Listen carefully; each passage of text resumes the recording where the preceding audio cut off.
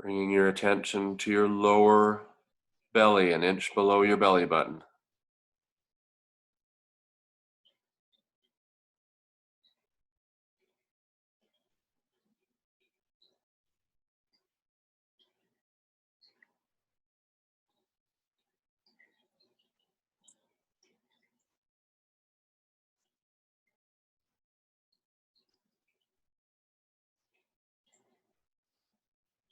No trying, no controlling, simply noticing your breath.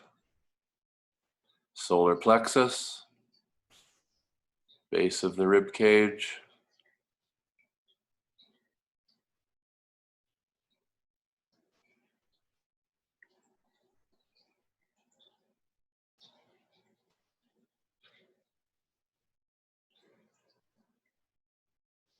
Heart center, middle of the chest.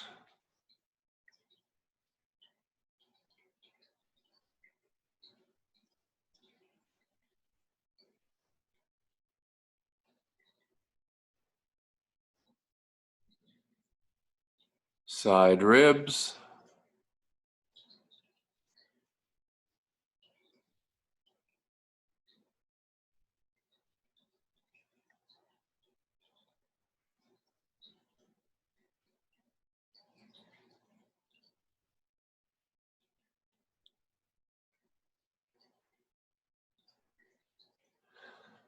Lower back.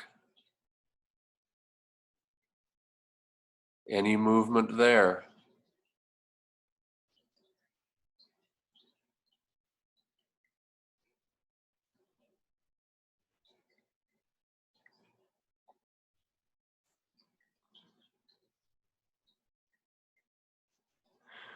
Mid back. Do you feel any gentle expansion into the floor around the area of your mid back?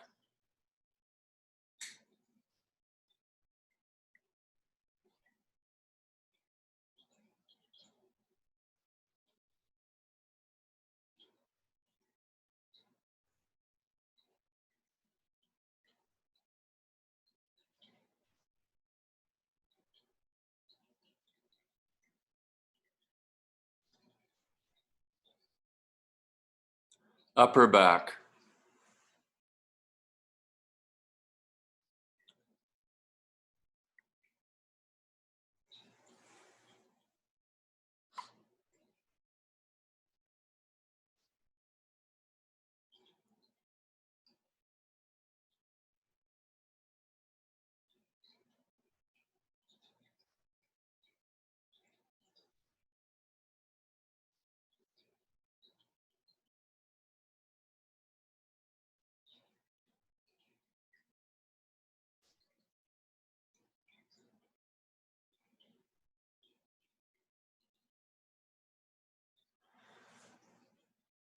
Now noticing if there's any difference between your inhalation and exhalation.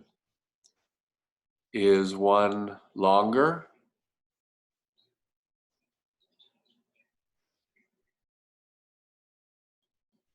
Is one deeper than the other?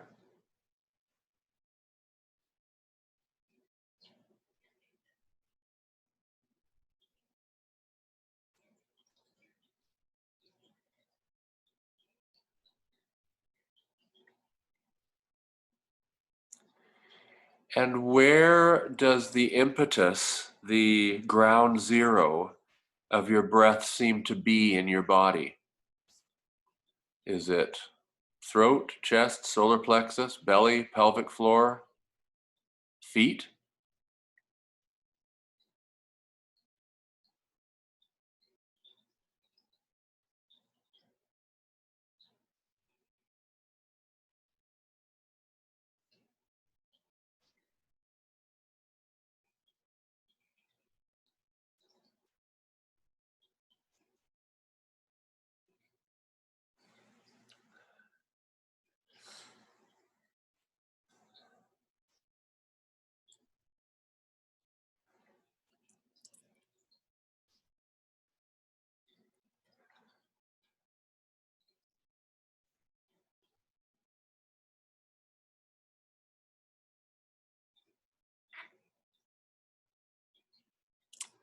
Well done.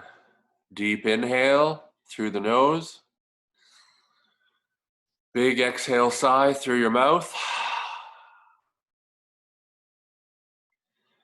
And let's roll over to the right-hand sides and give ourselves a big hug.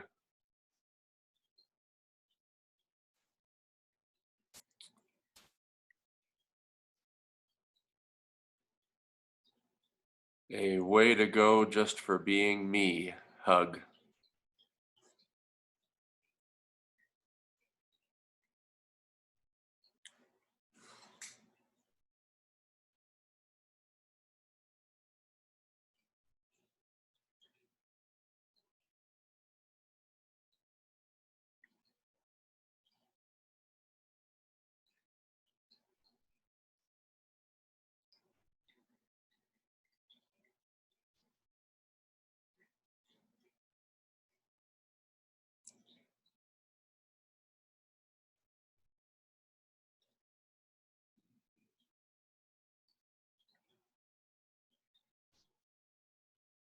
All right, another fabulous inhale through the nose. As you exhale through the mouth, push yourself up.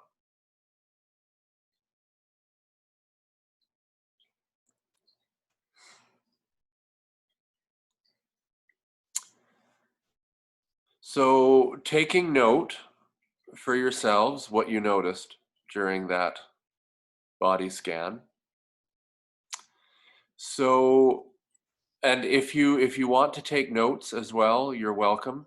If you want anything explained, if something doesn't make sense, if you want to chat about it, just reach forward, unmute, wave your hand at me, and we'll chat about it. So I want a lot. The more questions, the better. Yes, I should have included a notebook in that. Things to get ready. There we go. All right. So there's another pandemic that's been going on for a lot longer than our current newsworthy one, and that pandemic is choking ourselves off from our solar plexus up. Many of us are holding our breath. Every student you have will probably have been holding their breath and or breathing too many times a minute. So we do two things, and they seem oppositional, but they're actually not. We are holding our breath and tightening from our solar plexus, from our six pack, thereby squeezing off our voice and our expression. I'm using royal we. And we are breathing too many times a minute, and we are breathing through the mouth too much. 1, 2, 3. These three things affect our health more than we know. This is the medicine of the future, and it's just starting to explode now. It's a really exciting time. We want to be on the cutting edge. Breath and voice as our medicines.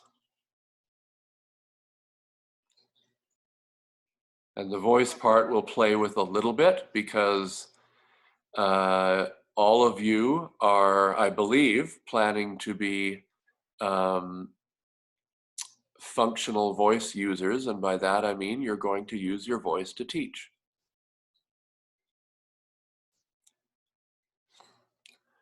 There is no such thing as a voice problem. Voice problems are caused by the three things I just mentioned.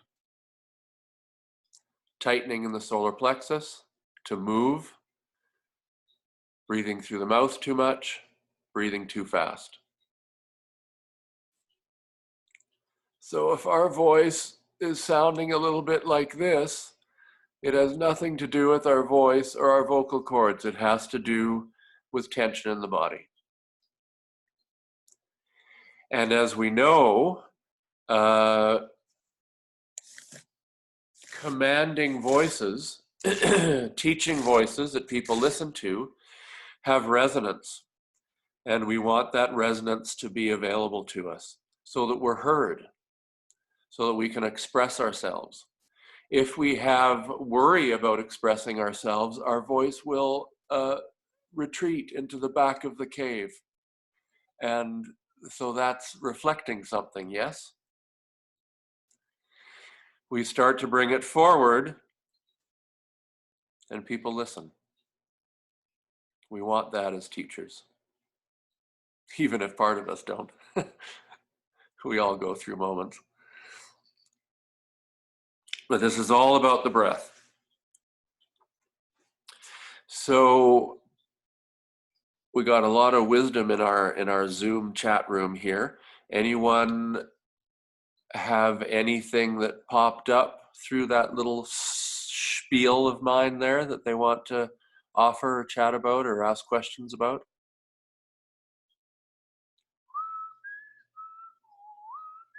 Betcha you do. I just noticed that certain parts don't move. Awesome, Lisa. Yes. Which, do you mind sharing which parts for you? The solar plexus, like I breathe and the inch below my belly button moves, but yeah, the solar plexus was very still, and most of the movement was in the lower belly. So Yeah. I Well, was you know what? As far as some people's breathing patterns going, the fact that you are breathing in the lower belly is a huge win. And same token, that solar plexus not moving is exactly what I'm talking about what we do tightening in there. We all do it. And it'll totally make sense when we get to it. So I'm so glad you spoke up, because this is what happens. Ooh, we have a 13th participant. Hello. Anyone else? I think Carrie moved forward and unmuted. Go ahead, Carrie. Yeah, that was exactly the same as her, but mine was in the ribs. I Yeah. felt no movement at all in through the back ribs, just a little bit of solar plexus, but nothing below. So Yeah. a lot of areas that just felt pretty like, how does that happen? Yes. Move. I will be very specifically answering that question and giving us solves. You betcha. Yeah. You betcha. Heather? Yeah, for me, I felt only my solar plexus were moving. I really didn't feel very much in my chest or a little, residual rising. But yeah, I felt like that was the only place I was really breathing. Okay. And I feel like I wish I would have heard you just say what you said at the intro last night when I was doing my practice teach, as I was losing my breath, trying to remember to tell people to breathe. In my other work, I often find, like if I'm teaching about breathing, I lose my own breath. So I'm hoping that I will be able to glean something from you today to help me through that. Me too. That is definitely the goal. Yeah, and I saw lots of nodding when you said that. So thank you. Yeah, it's a life habit. It's not our fault, but we all do it. It is, I am not using that term pandemic lightly. I'm not just being funny. This is what just about all of Western society does. So we're going to, this is what we're all about today. Anyone else? Everyone else good with that? Oh, Joanne? Yeah, I find the same as Lisa, the belly, and also when I inhale, it's a little bit longer than my exhale. And I thought, what? Like I tried to make it longer, but it just needed to come out now, and it was very, very short. Yeah. So obviously I have lots inside there. Fantastic. I'll give you guys a quick sound bite here before we work with it. The number one way to deal with anxiety and panic attacks is lengthening your exhalation. Period.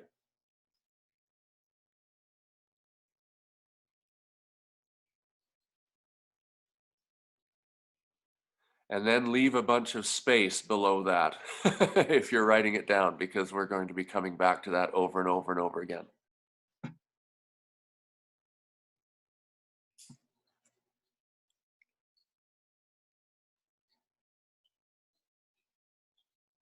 Number one way to deal with anxiety and panic attacks is to lengthen the exhalation.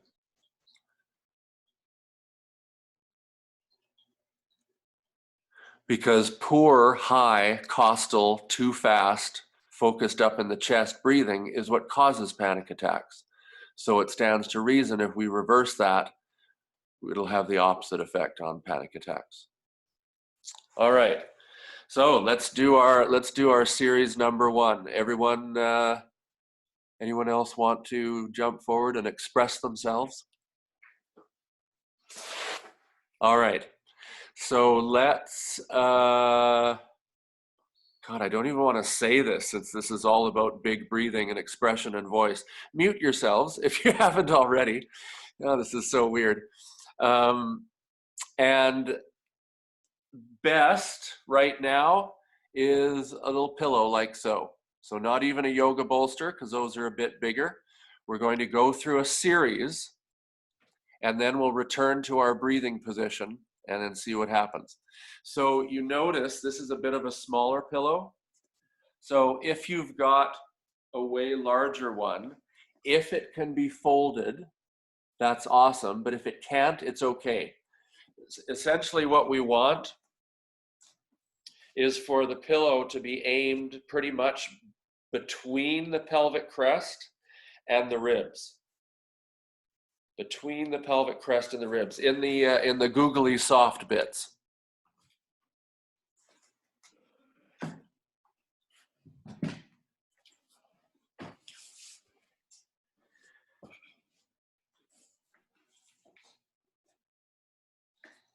And what we'll be doing is placing it right in the aforementioned spot and lying flat. Now, just so you know, once I'm on the yoga mat, I might not be able to see you waving as clearly. So if I'm on the yoga mat and you have a question, just unmute and go for it. It's not like there's 400 of us. So if 2 people talk at once, we'll figure it out. We're all smart adults here. So lying on your tummies, pillow under your tummies.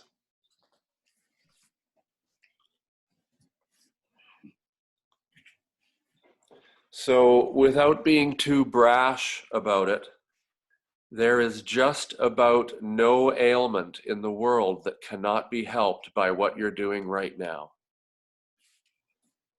And this will become clearer as we go. So you'll notice that the pillow makes inhalations more difficult. This is the point. So inhale nose and use a little bit of maybe 10% effort to breathe your belly straight into the pillow. Many students you have, especially if they deal with anxiety, asthma, or trauma, well, we all deal with trauma, but major trauma, they will try to breathe around the pillow. So be very clear that you are breathing straight into the pillow. It's difficult, that's the point. So inhales through the nose into the pillow, and then exhale, open your mouth, trigger release exhale, and let the pillow feel like it's pushing your air out. So you should be making quite a racket on your exhalation, which for most of us is scary because then we're being heard, and that can't be yoga, can it? So inhale belly, exhale, let her rip. We'll do this for several minutes and then we'll chat.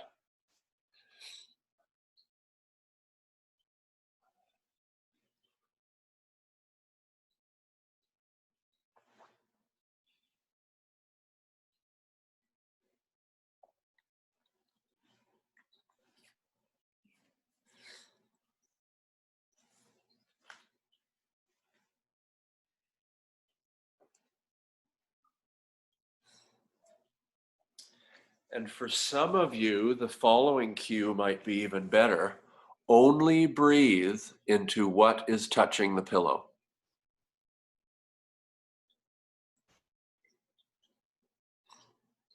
This can be scary for some students. Asthma, anxiety, trauma. So we also need to be clear when we start this work with students that some emotions can come up. And we need to know how to deal with them. We'll talk about that too. Breath work is as powerful as it gets, especially if you combine it with voice and movement.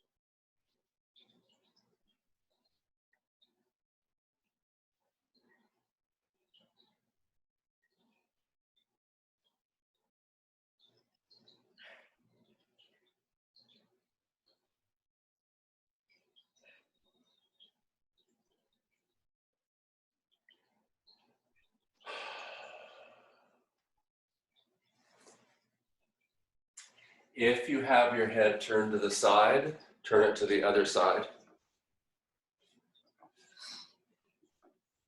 How much power and movement and expansion can you get into that belly? How strongly, it's easeful power, but it's still power, can you press into that pillow when you breathe in?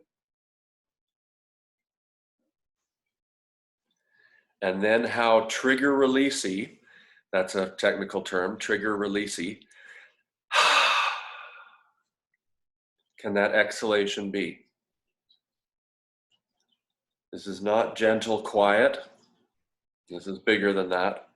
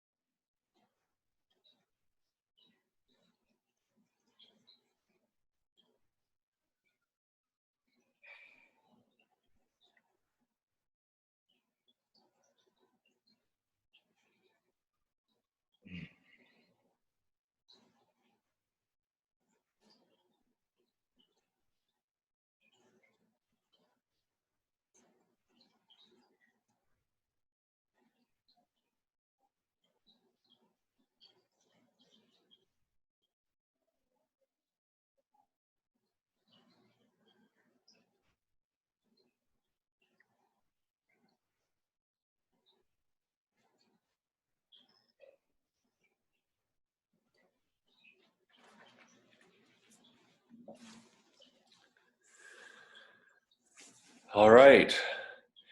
Come up enough to pull the pillow out from under you. Return to lying flat on the floor. Breathe, notice.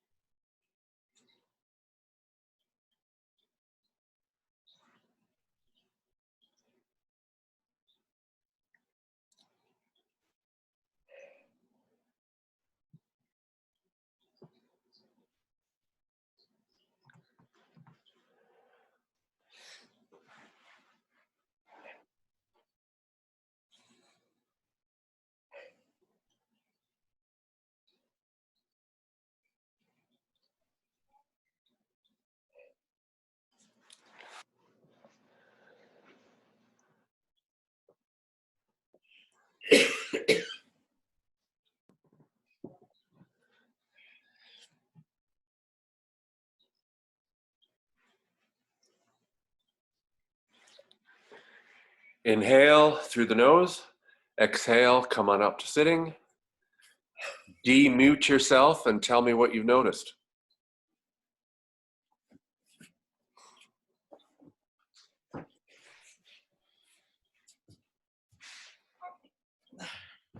Melissa. I noticed that my body was very resistant at the very beginning. I was focused on how difficult it was. I was just resisting. And then as time went by, things started to relax and let go, and it became easier. But yeah, being on my belly is not a great position for me anyway. My body resists that to begin with. But it was interesting to sort of watch the process. I was going, okay, when's this going to be done? When's this going to be done? And then I sort of eased into it. And what a difference when I took the pillow out in where I could feel my breathing. So much more. It was just bigger. Well done, Melissa. That's a biggie. Good for you. Arti? I was not trying to breathe in, but it was going in the shoulders as well. So I was trying hard to just focus on the belly. But yeah, I was breathing in the shoulders, maybe because the arms were like this. And I tried changing my face from this side, putting it in center. But it was still going in the shoulders a little bit. And Good then for you. So the notice is the important part. We'd be curious as we go if that happens less as we continue, that it tends to center more in the belly. Fabulous. Anyone else? Yes, sir.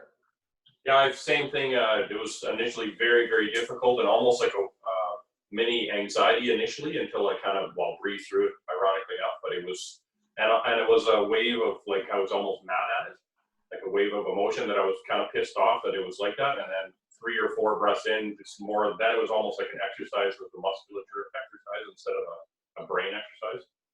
Fabulous, Scott. That is a perfect example of what I'm talking about why this is your #1 weapon for anxiety, panic attacks, and trauma. This is great. We all have it. There's no, as much as we try to shame ourselves, there's none. We all do it. We breathe high, we breathe too fast, and we hold our breath. And we tend to, because our brains are up here, we tend to support everything up here as opposed to being down in our lower bodies. And unless we get ourselves into a singing or acting program or a yoga program, we just don't notice. So most of your students will not be aware of this. And so it takes some time to work through it. So as you're sitting here now breathing, is everyone noticing a difference? Right on. Good. So, time to talk about a sexy term. So if you want to grab your pencils, I'm going to identify this and name it, and then we'll chat, and then we'll do lots more. Unconscious, chronic, Valsalva maneuver.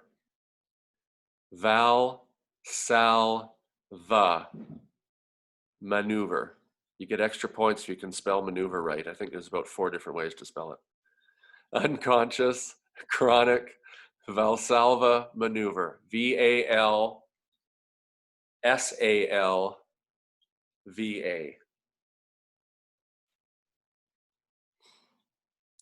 Any takers on that? Anyone know what the Valsalva maneuver is? It's actually a medical term. Ooh, I see a hand. Lisa. I think it's what you do with the autonomic nervous system to kind of reset the heart rate or the heart. It can be. It's used in medicine to certainly check heart rate. It's used to clear eustachian tubes. And really what the Valsalva maneuver is about, yes, exactly, Heather, that's yes. What the Valsalva maneuver, why we invented the Valsalva maneuver for ourselves are the following 3 reasons: to poop, throw up, and give birth. Some of you may have done all 3 this morning. Scott? So again, throwing up, pooping, giving birth. So it's the bearing down motion. Now, can anyone see where we're going? Because I've added unconscious and chronic behind, in front of it. Everybody stand up, please.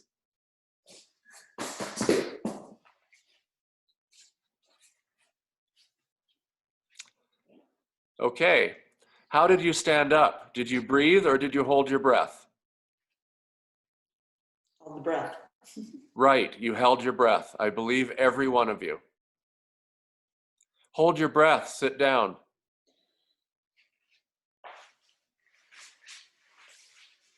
Okay, everybody, let's just have everybody unmute, please, so that we can get our flow going here.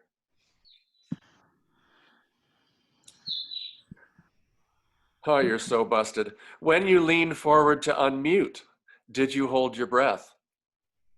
Yes. This is what I'm talking about. And again, this isn't our fault.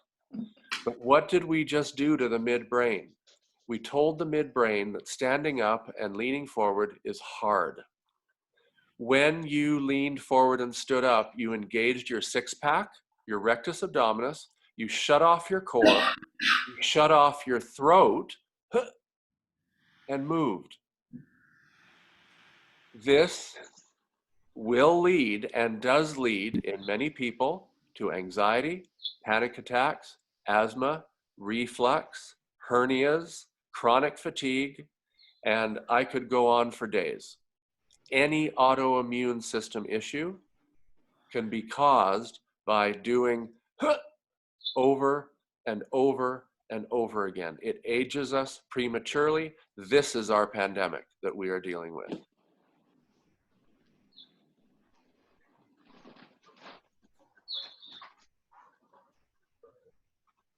This is ahead of the curve, folks. There's about, as far as I can tell, about 200 of us in the world that are working with this. It's the way of the future. We have got to stop holding our breath. Has anyone heard anything similar to this before? Or is this pretty fresh? Just jump in if you have. I see nodding from Arti. Yeah, Scott, awesome. Yeah. Heather?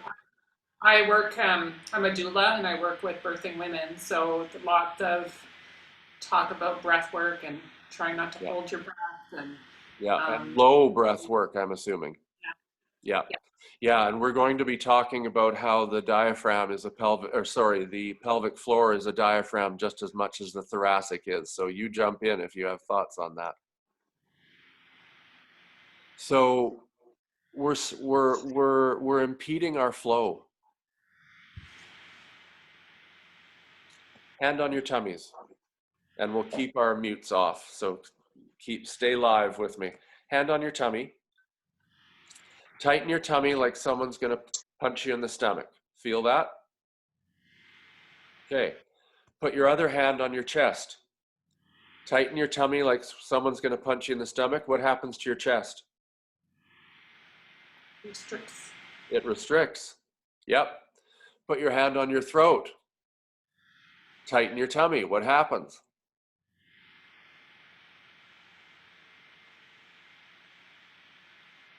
Feel that? You have to notice it first. Yeah. Put your hand on your back, on your lats. Tighten your tummy. What happens back there? Exactly. So we're creating a corset around ourselves every time we move. Does that sound like a good idea unless we're actually under attack? So what that is a sympathetic nervous system, I'm under attack response. And all we were doing was some yoga teacher was asking us to stand up and lean forward and unmute.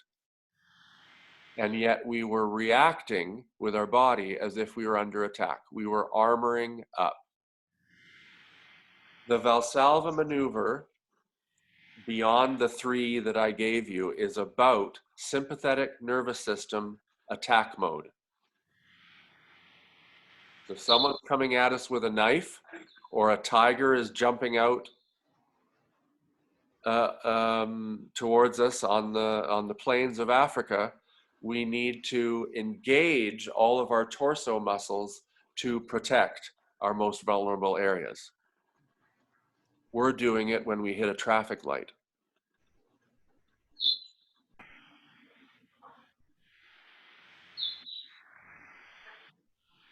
Any thoughts? And those thoughts can be, I don't know what the hell you're talking about, Dave. That's okay too. Yes, Carrie. So when does this kind of typically start? Why do we start, or when do we kind of? When we're very young. When we're very young. You know, many of us have read about the stages of childhood and growing up. We tend to notice that the world there's no justice in the world around 6 or 7, and we become disappointed at this, or we're told to shush, or we have the loudest voice in the grade 3 choir, and the choir teacher tells us to mouth the words instead of doing what you should do, which is bring all the other singers up to you. If we hit anything that is either real complex trauma or simple perceived trauma, it can be as much as we have a big boisterous personality and we're yelling and screaming in the supermarket, and our mom rightfully, shh, not the time, oh, I'm not supposed to do that. And sometimes we just don't know that that's the situation as opposed to us. So again, it's nobody's fault. It just happens. So it happens pretty quick. How many times a day do we not say something that we'd like to? So many times. Yeah. There is a physiological reaction to holding back something we want to say, and it is, it's very subtle. The reason I'm not a billionaire is because I'm trying to help something that none of us know we have. But this is the key right here, I'm telling you. So as we're doing more chatting right now, because I want our frontal cerebral cortexes to know the whys and wherefore. But as we do more and talk less, this is going to make even more sense. Because right now we get it, but it's in the head. However, could anyone describe the emotional impact after we came off the pillow and sat and breathed? What did we notice? Could you speak of it in emotional terms at all, or no? I found I was like, my mind was like a blank slate. Like I was thinking of like nothing. And I was like, I'm not thinking of anything. Like it was almost stressful not thinking of, like, especially in the world we're in right now where it's just thought after thought after thought after thought. And I was like, where did they all go? This is a way funner and faster and more effective way to meditate. Get that breathing to empower ourselves, to give ourselves space for choice. The unconscious chronic Valsalva maneuver makes us feel, unconsciously most of the time, squished. This is the one and only time I'll ask you to do this. Tighten your tummy like someone's going to punch you in the stomach, and what do you feel? Hold it. Keep doing it. Tighten. Come on. What starts to rise up? What do you feel? Anxiety. Bingo. Now let it go, please. So we're doing that over and over and over and over to the point where we don't even notice we're doing it. And what happens is, tighten once more. Now breathe diaphragmatically. Can you? No. Which means our biggest inner masseuse and our main pump of our body has just been turned off. And now we breathe high because we can't breathe low. And what's high breathing? Come on, folks. What's high breathing? Costal breathing. What is it? Hyperventilating. Yes, and starts with A. Anxiety. You got it. Hypertension, high blood pressure, anxiety, lots of thoughts. Sympathetic nervous system. We're living in the sympathetic nervous system simply by tightening whenever we move. So we're going to relearn how to move. And we do it in yoga class too. Oh shit, here comes downward dog. But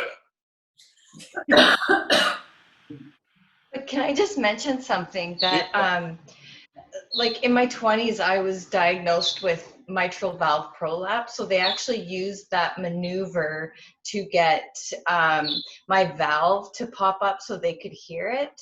Yes. And then a couple years ago, I did this cleanse, and I don't know if it had anything to do with it, but my heart just started beating weird. So that was a maneuver that they reminded me of to kind of help reset. So it was actually good.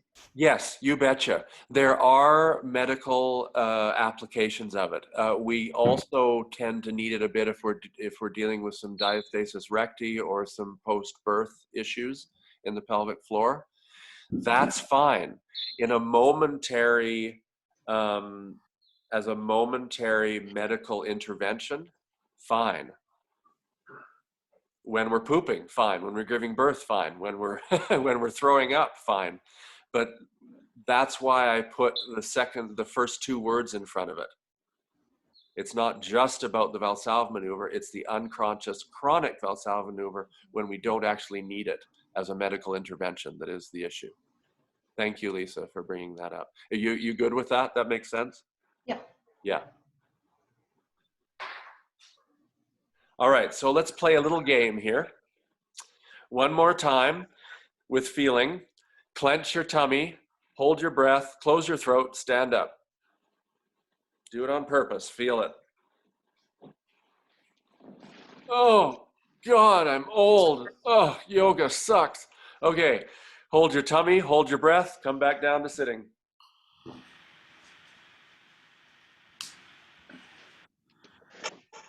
All right, now remember that those fabulous inhalations you were training when you were on the pillow. So hand on your belly, inhale through your nose into your belly, and then as you stand up, just watch me. We're going to go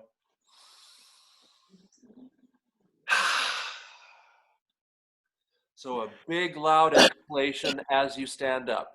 So inhale, gather strength, belly, sigh, go. Inhale, gather strength. Exhale, sigh, sit.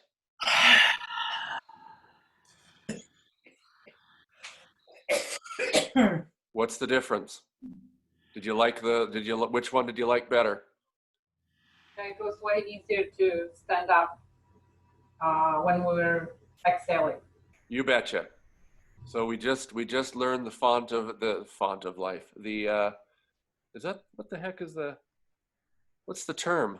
The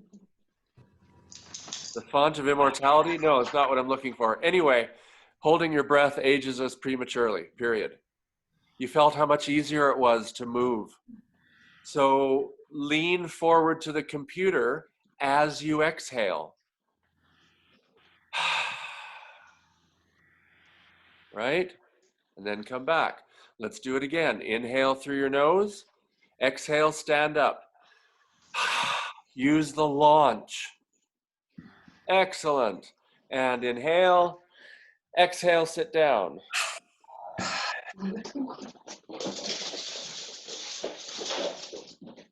So the number one thing you can do for your health is to breathe whenever you move. Exhale when you exert.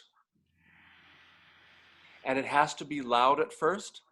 My students usually report that the first week is really annoying because they notice how often they're holding their breath. And then once we get back that, sort of a macro version of what Melissa talked about, once we get through that, then it's like, woohoo! Wow, is it ever easier to move? Chronic pain, here it is. It'll drop by some percent for everybody. Absolutely. From my experience, it's been from 10 to 60 to 70%. Seniors, yoga, seniors who can't get down to the floor, this is how to get them to the floor and how to get back up. I'll give you a quick demo before we go on with our series. So, where'd my chair go? There it is. So, if you have a senior who says they just cannot get down to the floor, and this takes time, but I'll show you how I work with it. So, step one.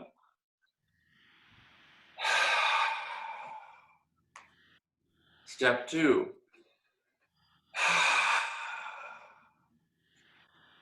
Step three. Step four.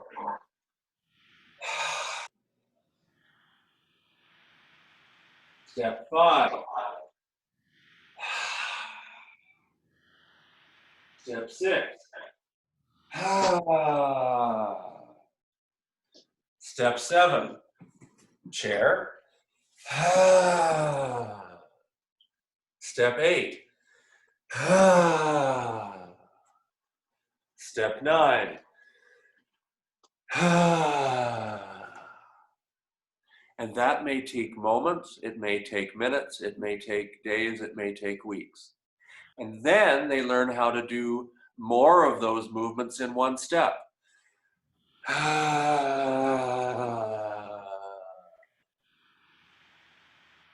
Because here's the key, everyone. I'll just finish the sentence and then I'll let you jump in. When we are doing core work, when we don't tighten our six-pack, every time we don't tighten our six-pack and thereby shut our internal deep core off, we are doing core work. This is core work. You've been doing core work this whole time. Doesn't seem like the same core work, does it? Heather, you got a thought? I see a thought bubble. Just a frog in my throat. Oh, okay. All right. Sorry. Anyone else?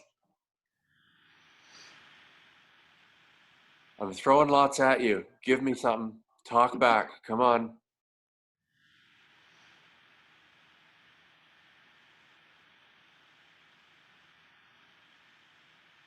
I guess I see that like when you tighten your core, you're just kind of creating this exoskeleton almost to move yourself through the world rather than Lovely. those internal. Yes, and what you said is absolutely right. I'll just change a little bit of the wording. It's not that we're tightening our core, it's that we're tightening our six-pack, our rectus abdominis, and that is shutting off our core. Mhm. Core being simplest version that's easiest to teach, pelvic floor, thoracic diaphragm, transverse abdominis, the big muscle, deepest abdominal muscle, and some muscles up the spine, some paraspinals. But the six-pack, clenching the six-pack, which is what we've been practicing. Scott, you did it when you sat down, sorry. Yep. And that's, but again, keep smiling about it because it's so ingrained in all of us. I get it. I've been there. This is how I cured my asthma and my anxiety and my allergies and my voice problems.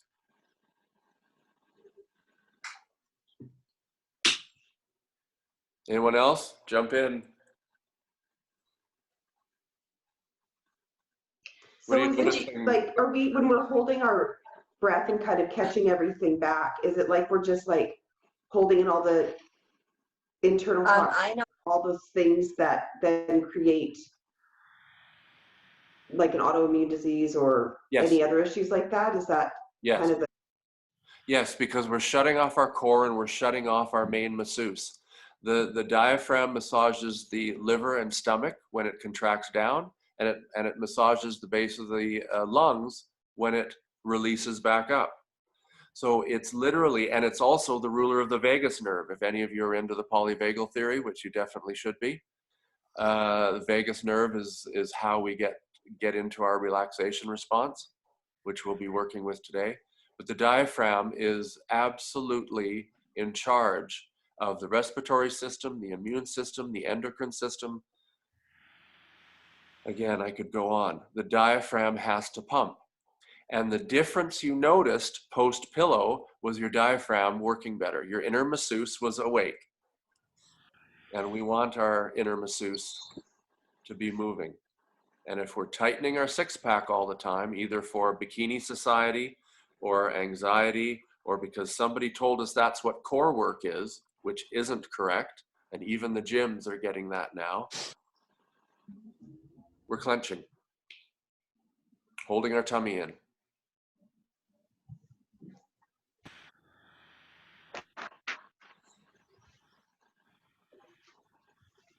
So if there's anything that we can impart to our students that will connect to, I've got you, Lisa, that will connect to everything we're doing and everything we're teaching in yoga, it's this. Lisa?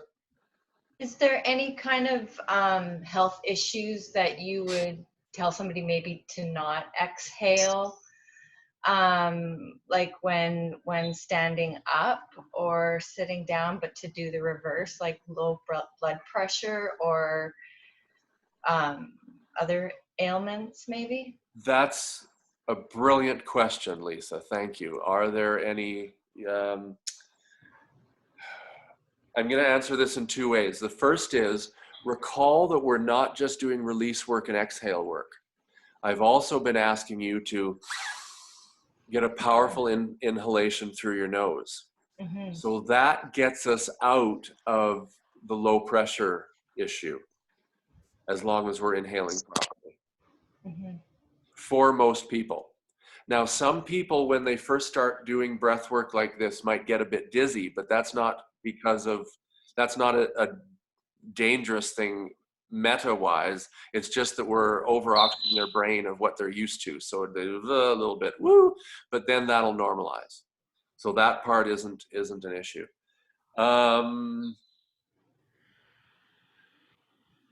Recent cataract surgery, but that's just as much about inverts as it is about the breathing. You know what? I know that I identified a couple, but I wrote them down in my little ebook that I had that I'm selling on breathing, and then promptly forgot them. So I will, I will, which is how my brain works sometimes. So I'll check that because definitely as we get to our pranayama unit today, we're going to be talking about reasons that you should not do certain pranayama exercises like Kapalabhati or Ujjayi. And definitely those are about the eyes and asthma and such. Do you have any thoughts, Lisa, besides high or low blood pressure that prompted you to ask the question? I felt a little dizzy because Yeah. I do the opposite. So when I Yeah. get up, I inhale. Yeah. So to do that, it was unnatural, I guess. Yeah. I think, and please let us know, but I'm pretty sure as we get to the flow practice we're going to do, let's see if that changes. That would be my suspicion because, as I say, super oxygenating the brain, but then it normalizes after a few minutes. Yeah. Yeah. Yeah. All right. I bet that's enough theory, everyone. You want to do, da, da, da?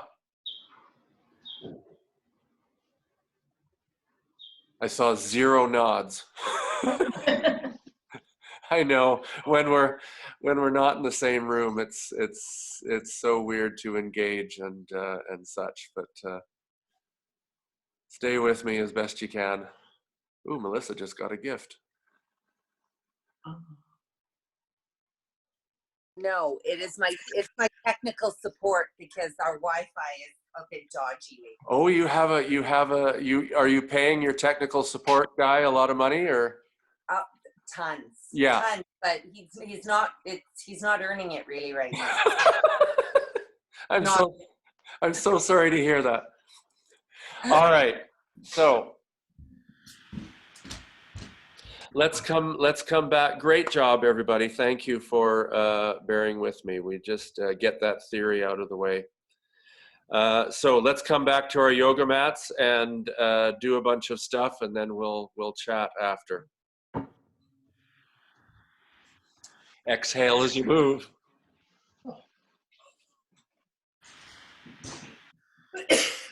Oh, and I guess let's try it without muting ourselves, unless we already have. Let's just try it, see what happens.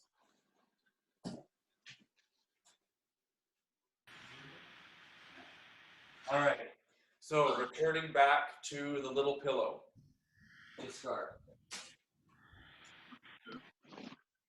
When you drop onto the little pillow, exhale loudly.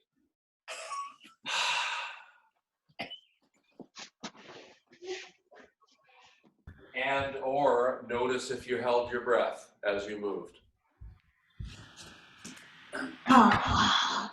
Oh, nice. Somebody did a wonderful job there.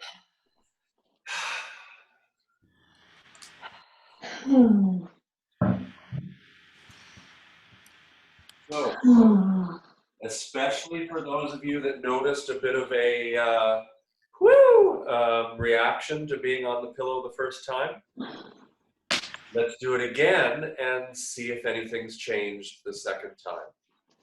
So, pillow under the tummy.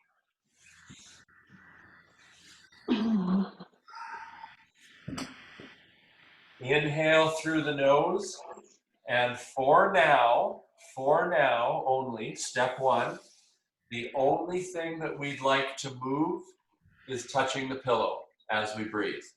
Now, obviously your lungs are in your chest, but this is a step 1 for students who are too used to breathing high into the chest.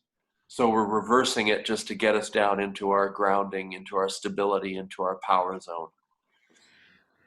So, I mean, what I'm saying isn't physiologically, technically correct, but what we're trying to get away from is lifting the shoulders and doing a whole bunch of costal high breathing, which is, as we've talked about, what causes asthma, anxiety, and all sorts of problems. So, or exacerbates.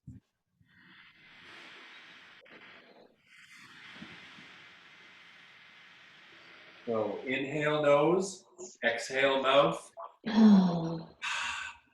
and loud sigh. Just let her rip.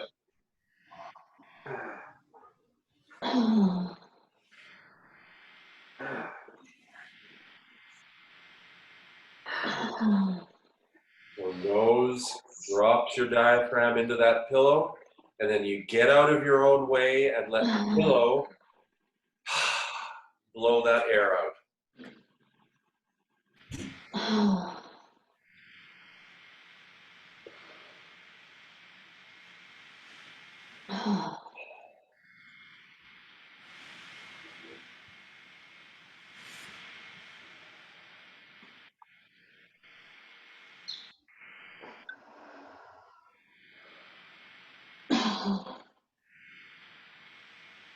That's good sounds I'm hearing. You should hear your exhalation right now, step one. Because hearing it will help us not block it.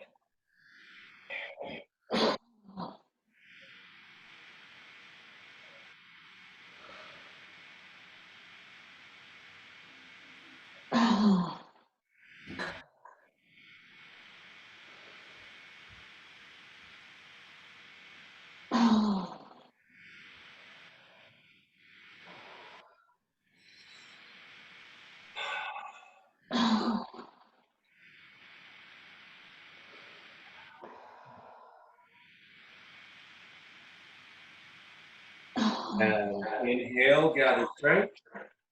Huge sigh brings you up to all fours.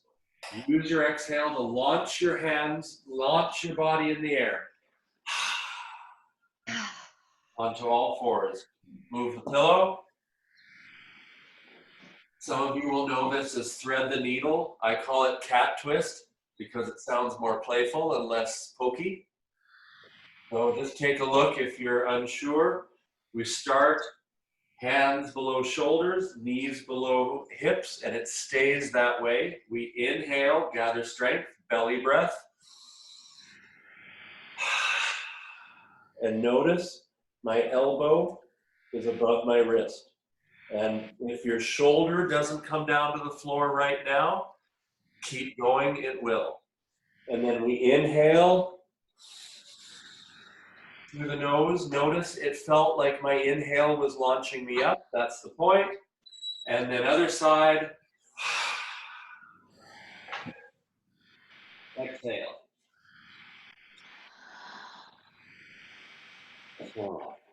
Keep going.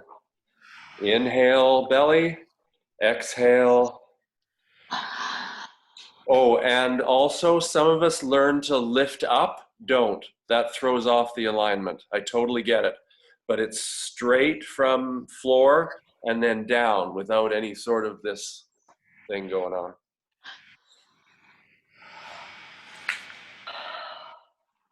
I totally get that's taught a lot, but not here.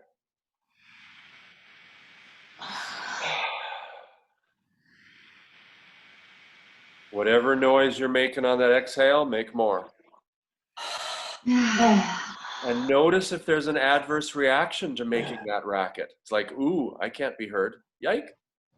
I feel silly. Or if I feel silly, let it go. It's all learned stuff about how we're allowed to express ourselves. Let her rip. Good. Keep going. Inhale nose, exhale mouth.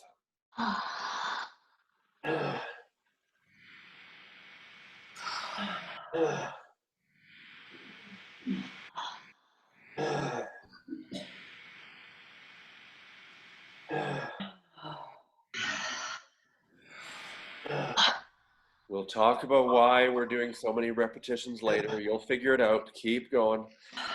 And start to lengthen that exhalation. See if you can hang out at the end of the exhalation longer than you think you can.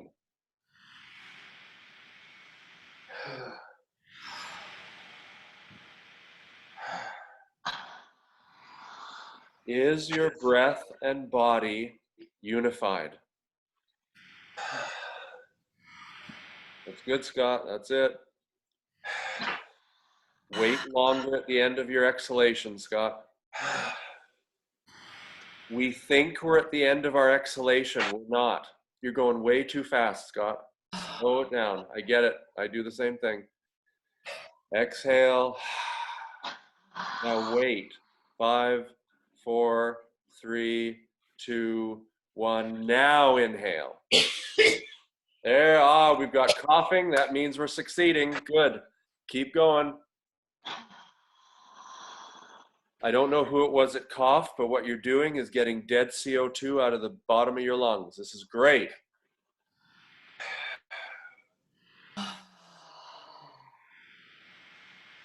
If the wheeze turns into a cough, go for it.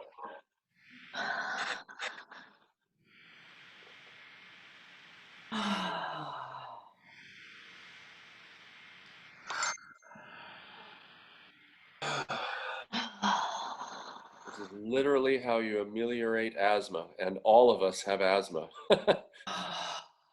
Feel that sticky part at the end of your exhale? Feel that scary, sticky...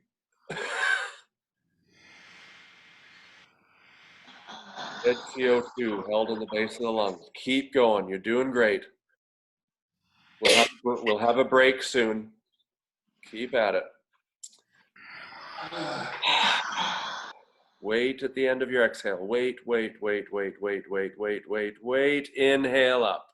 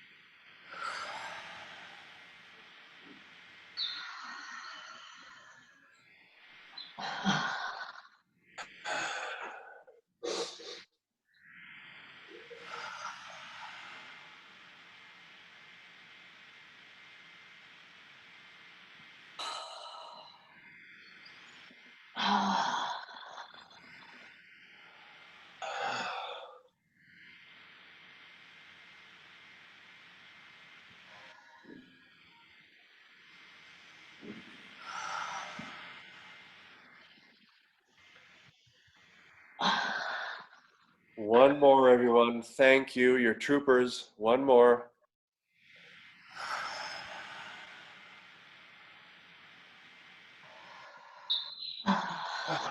All right. Lie on your backs. Breathe and notice. Remember your breathing from when we started and we noticed the 6 spots, the 7 spots in our body, which is actually pranayama. We'll talk about that. And sitting is just fine too, Alexandra. Absolutely. Sitting or lying down. Where are you breathing in relation to the first time we did this? And how do you feel?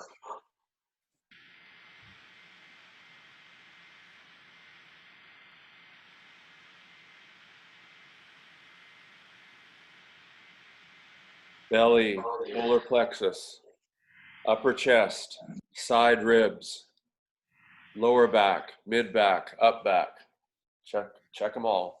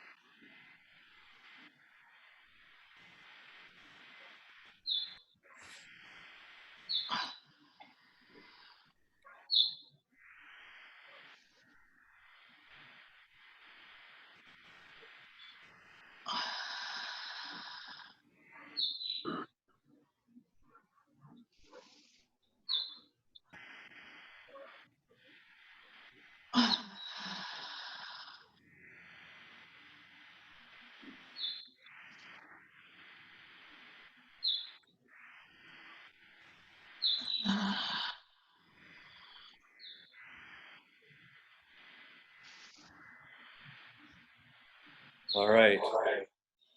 Come on up in a safe manner that you know how to do. Make sure you exhale when you do it. Did you hold your breath as you came up? Check. Awesome. All right. I'd love it if everybody would agree to have have more water than you usually would in a regular yoga class, because we're moving a lot of energy. And let's take a pee break. However, you do have home play as we take this 4-minute break. And what do you think it's going to be? Practice breathing. Yes, or notice if you don't. Okay, so keep that exhale moving, and we'll see you. It's 9:59. I'll see you at 10:04. Keep exhaling.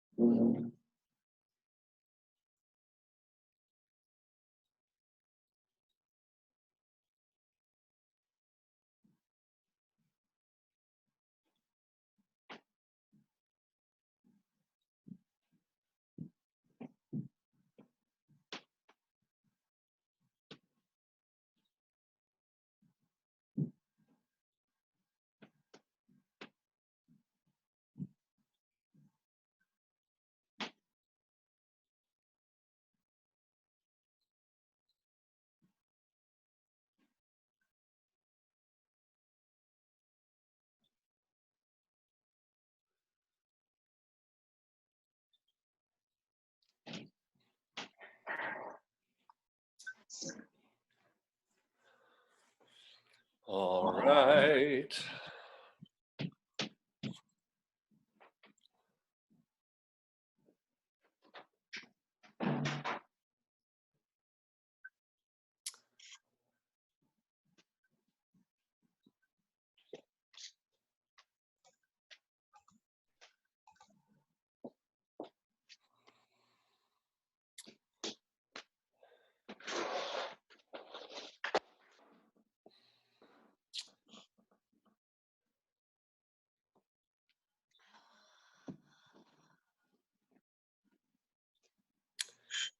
So, step 1, small pillow. Step 2, a whole bunch of cat twists. And again, we'll revisit and talk later. And let's continue with our series. So next, after the pillow, so and the order of this will make sense to all of you, I think. And if it doesn't, please ask questions. After the pillow is a bolster. So preferably, again, a bolster. Well, first of all, it's as pretty as this. First of all, a bolster that, you see this is a thinner version. It's not one of the big thick ones. And the reason is exactly the same as why I was hoping you had a smaller pillow, because we'd like the bolster, again, to go between the top crest of the pelvis and the base of the rib cage.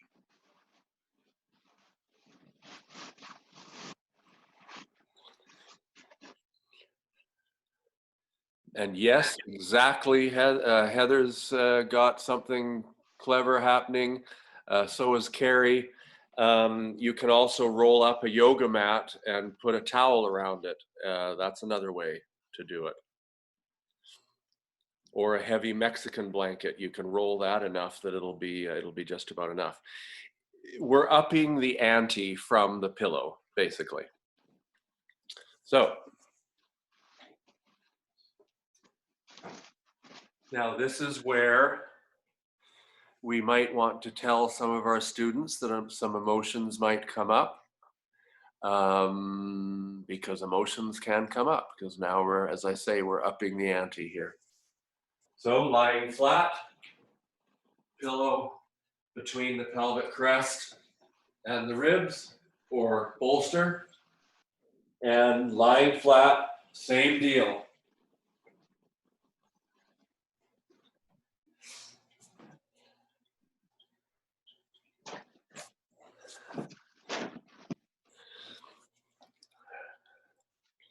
And if you are putting your head to the side, turn your head to the side that isn't automatic. But I think most of you are putting your head straight down, and that's just great. But yeah, go to the side that it isn't being used to. All right, same idea. In your imagination anyway, the only spot that's breathing is into that bolster.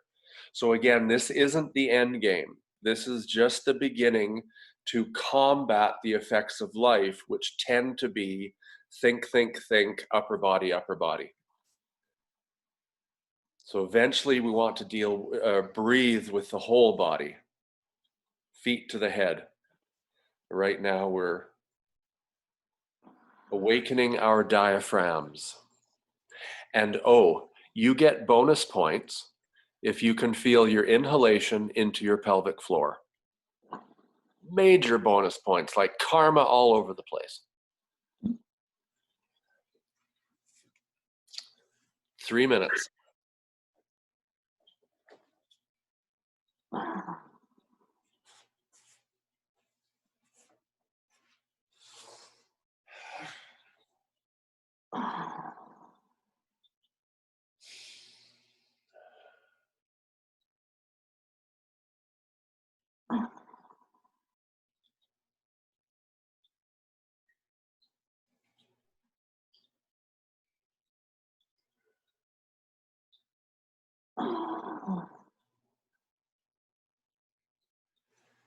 And drift longer at the end of your exhalations.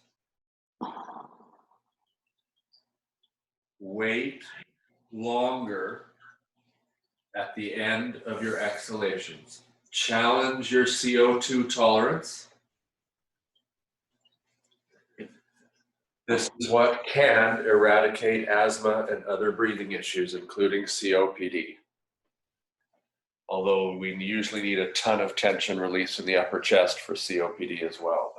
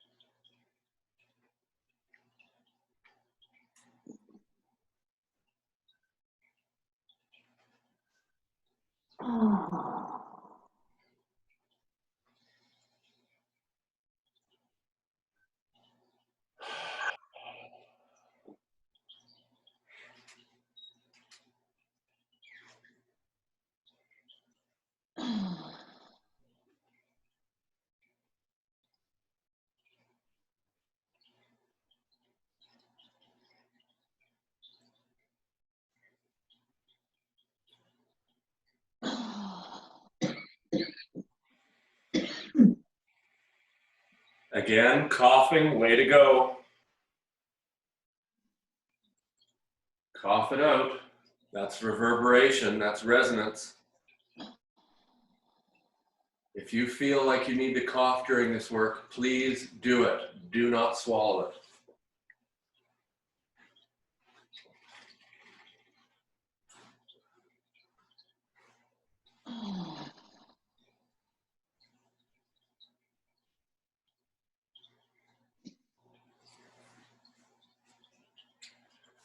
Challenge that exhale. Can you drift at the end of your exhalation for 10 heartbeats? And it's drift, not hold.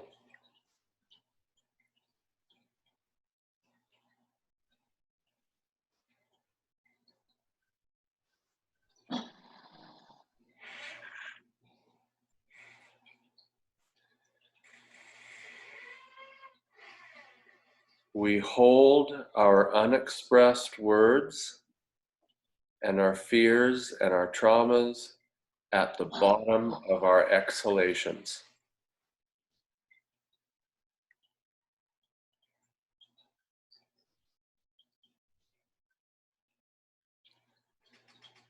And from a more physiological perspective,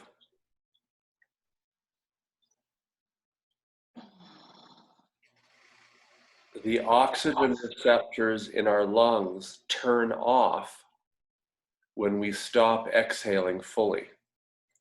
So as we begin to challenge the end of our exhalation, it can feel freaky. It can feel like panic. It can feel like, oh, I have to come up. Honor that, come up, then go right back in and notice the change. So first time you do it, 10 breaths. Second time, 15. Third time, 20. Fourth time, 50.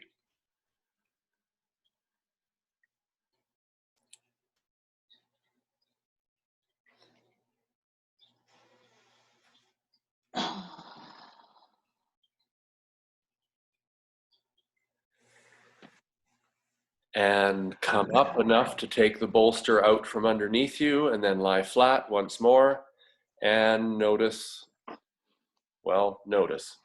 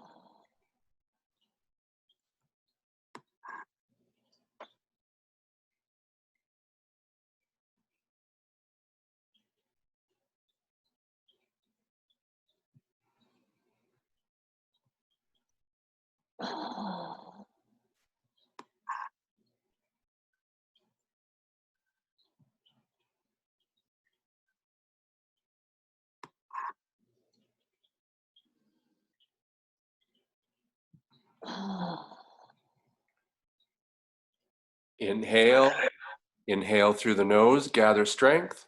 Exhale, sigh, launch yourself to all fours. Good. And I think the only one that needs to mute is Artie. So if you wouldn't mind muting, because things are about to get interesting. If they weren't already.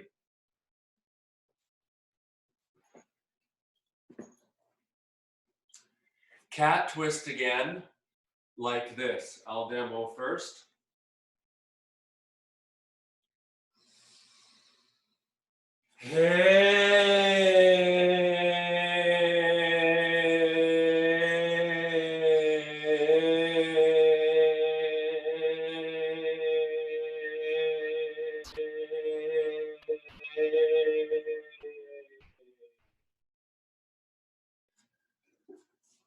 So just checking to see if anyone's left the Zoom meeting. No, everyone's still there. Way to go. So, occupational vocalists, the term for those of us that use our voice to make a living. This is not just about voice, it's also about breath. Because when we're making a racket with a sound, we will notice hitches in our breath even better. So if we do this exercise and we hear, hey, we know that something is going on our breath even more obviously than we would have already. And you notice how long it lasted. Yes, because remember, lengthening the exhale is the number one weapon against anxiety. Number one. Bar none, period. End of sentence. So we're lengthening the exhale with the voice. Plus, we're all occupational vocalists as teachers. So, everyone okay with that? Everyone's still here? Nobody's run to the hills? Excellent. Oh, I see a hand from Heather. Yep. I'm just wondering, when you put your arm down, were you moving your torso somehow? Oh, thank you. Yes, I was also wiggling and playing. Okay. You betcha, because now we're out of yoga pose land and we're into let's wiggle and play and find our own space, because you'll notice as we start doing this that there's actually more air there than we think. So please remember again, when you think you're at the end of your exhalation, you're not. And that's a biggie to say to students, because we think again that we're at the end of our exhalation, but we're not. That's where our habits have made us believe we're at the end of our exhalation. And I'm hoping most of you have noticed that your exhalation is lengthening through this last couple of hours. So that's the proof positive, right? If we do this over and over again, it's like repetitive stress syndrome. With the unconscious chronic Valsalva maneuver, yada, yada, yada. And then we start to notice, and this is a little scary. It can feel like a panic attack. And then we do it again, and we get to here before it feels like a panic attack. And then we get to here, and here, and here, and here, and here. My record is 1 minute and 50 seconds of an exhalation, which is also, I believe, what Wim Hof has reported. It's totally possible. We think we're at the end of our exhalation, we're not. So here we go. So Merry Christmas to everyone that's living with you. Too bad. So 3 minutes, and it's an A vowel, A-Y, with an H in front of it. Hey! and wiggle it open and go as long as you can and farther. So unfortunately, we can't do it together because it just won't work. So give it a shot on your own.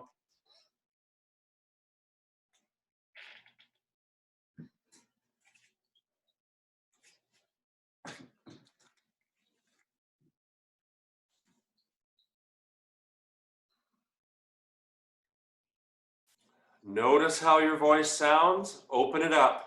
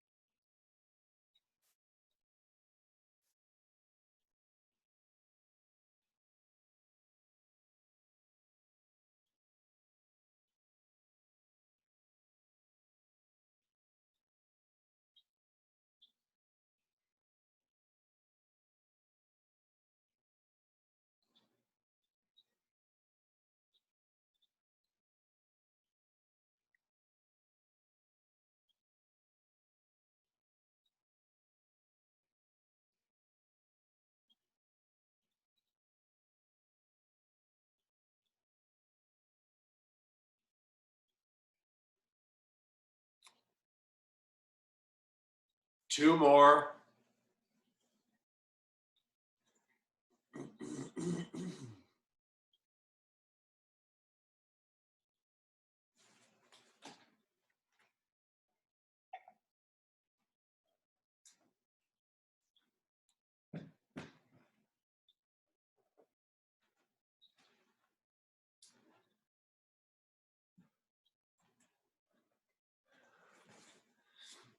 And when you're done, maybe unmute and sit so I can see you're done, and feel free to unmute.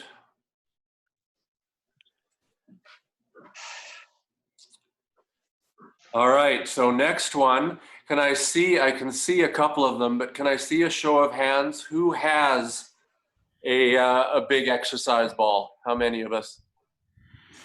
1, 2, 3, 4, 5, 6, 7. Okay, we have a quorum.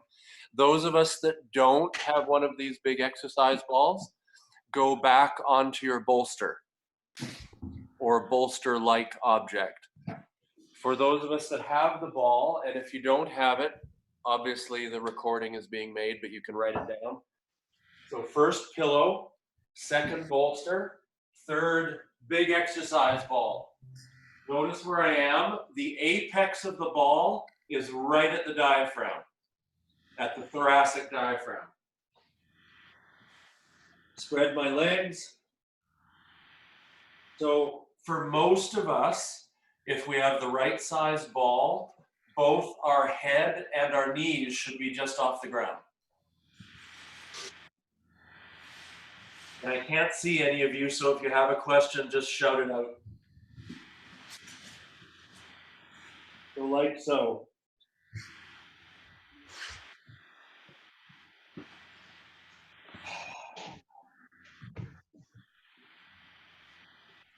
Same breathing. Oh, good, it worked for me. Same breathing. Hear what just happened to my voice? Inhale nose, sigh through the mouth.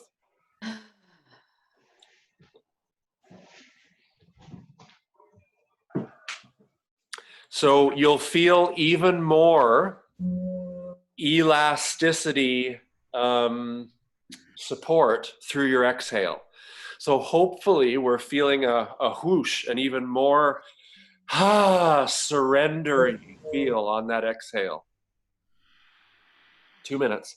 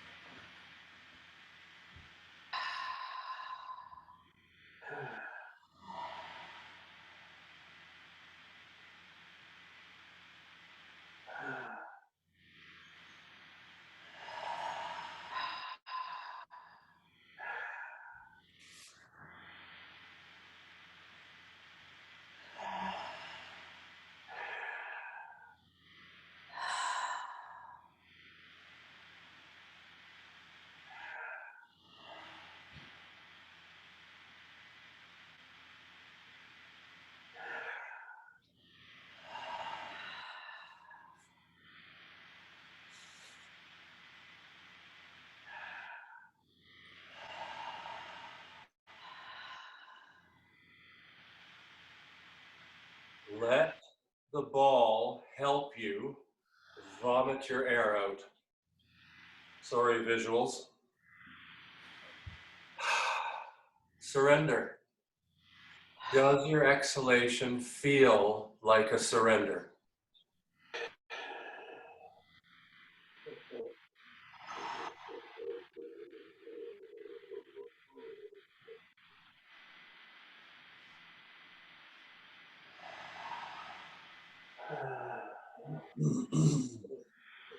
And make sure your head is the last thing to come up.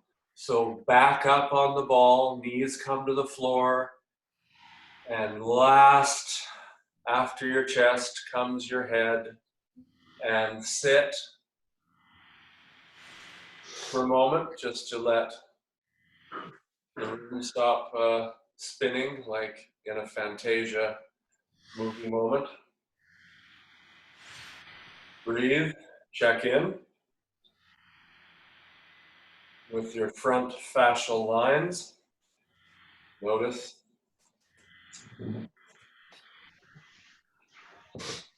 Next. But first we had cat twist, now we have happy puppy. There's a theme here. Same starting position, hands under shoulders, knees under hips. Inhale nose.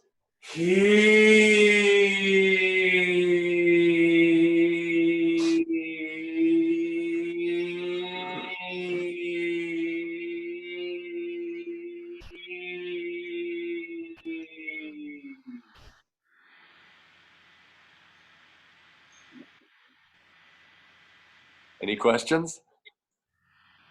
Okay, go for it. Elbows are locked. You're looking for a big stretch through here. Not that there's any goals in yoga, but you're welcome. Heave out. Back and forth, each hand, each arm.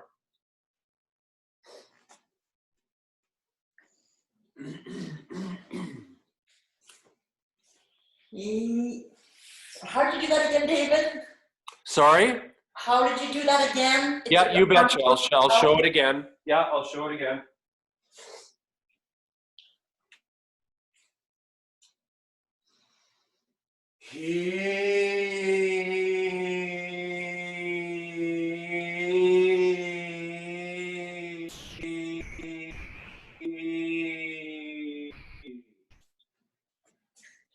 Thank you.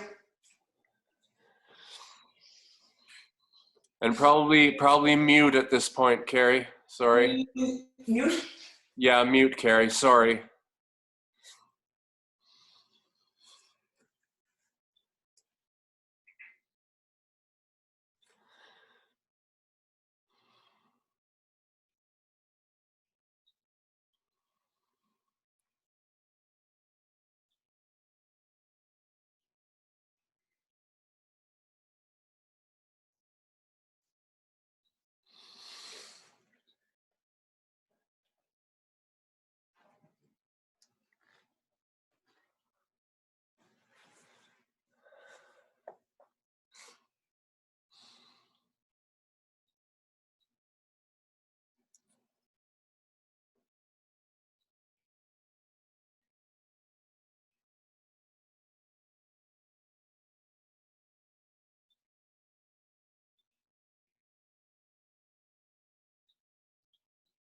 Almost there. Couple more. Wiggle those shoulders. Notice if wiggling the shoulders releases more air or changes your voice.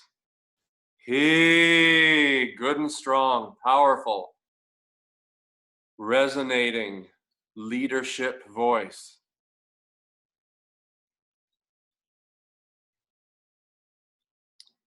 Good. Come up. Do one cat twist to each side on hey, like we did before. Hey.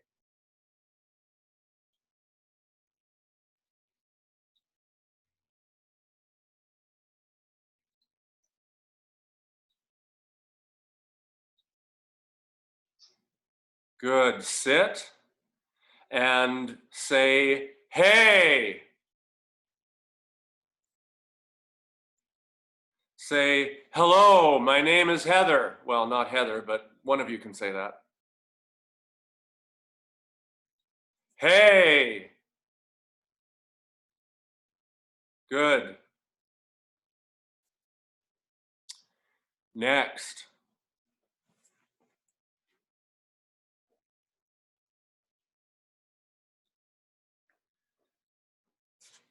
So again, we're going through the steps even if we can't all do it. Did I see you? I thought I saw one person with a myofascial ball or a Pilates ball or a yoga ball. I thought I saw one. Yes, Lisa, there you go. That one, oh, that one looks, is that heavy? Yeah, okay, not that.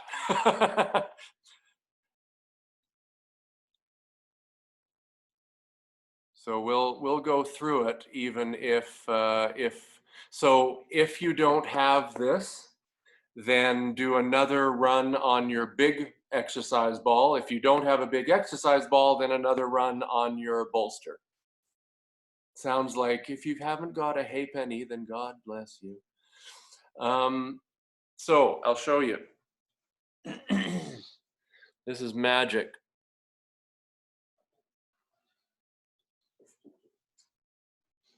So when you get yourself some of these, we'll be doing this. Ball at the belly button. If you have a belly button ring, be careful, or if it's take-outable, do that. Roll around on it.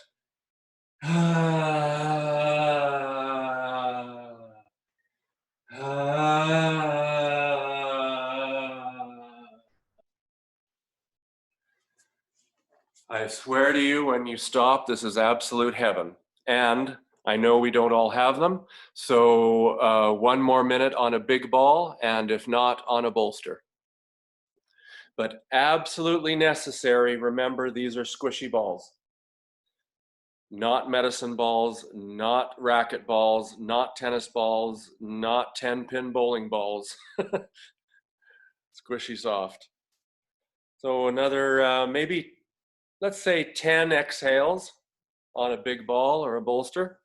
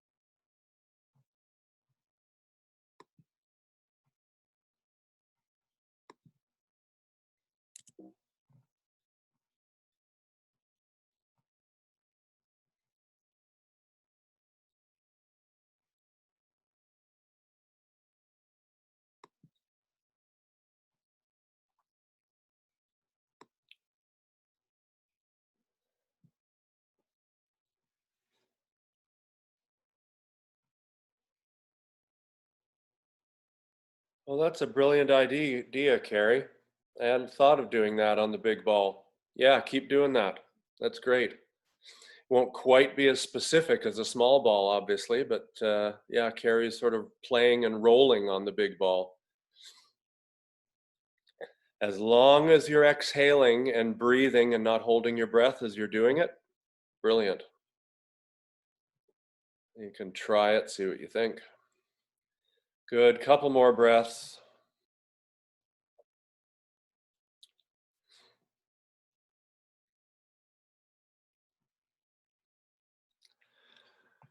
All right, big exhale, come off, please.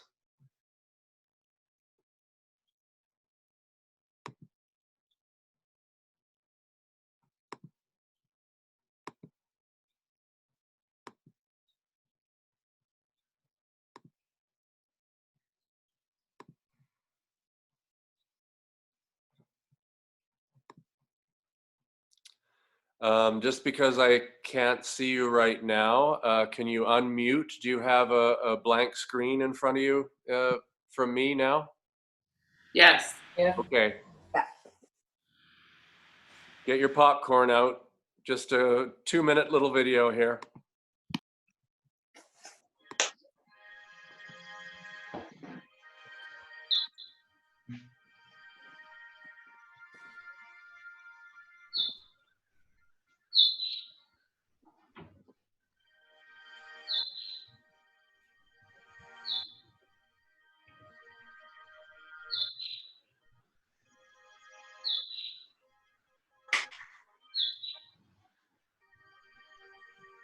Notice the massaging effect on the lungs.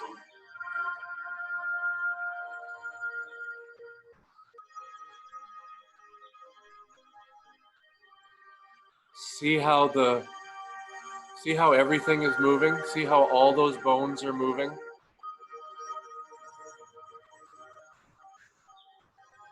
Rib cage, clavicle.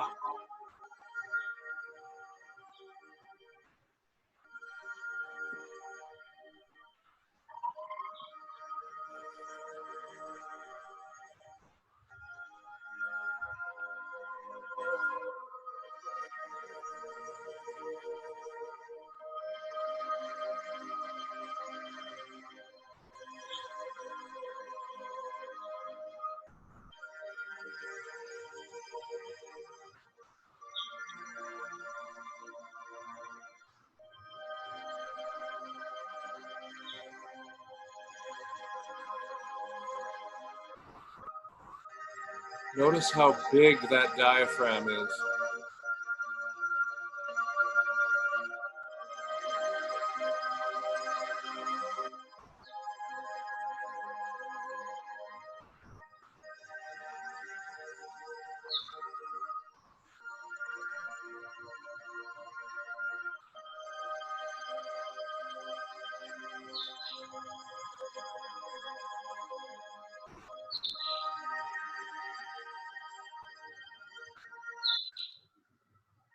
liver and stomach tucked just underneath the diaphragm. Imagine the massage they're getting. That's where digestion comes from. If the diaphragm isn't moving, stomach problems, acid reflux.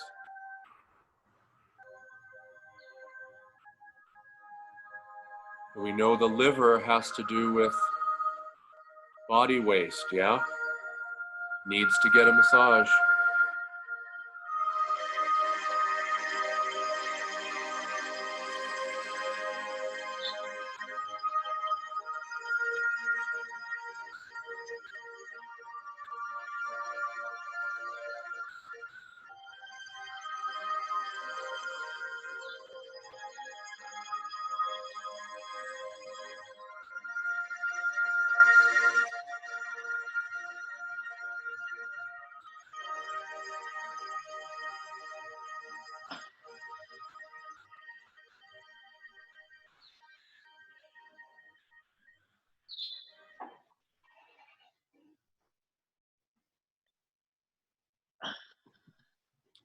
Kind of a mouthful, isn't it?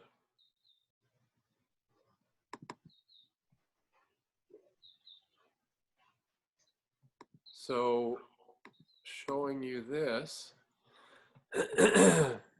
So all of this, these placements of the balls, except for the jaw, but that's for voice and jaw issues and tongue issues, are designed, and we're doing it with the pillow and the big ball and the bolster as well, is to get all these spots free and open so that the video you saw actually happens for us.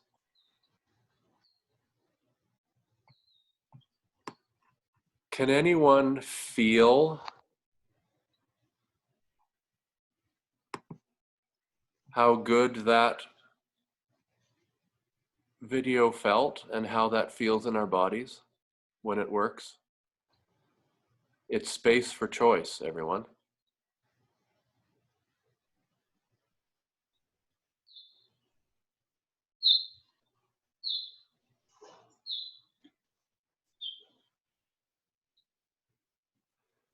How's your breathing right now?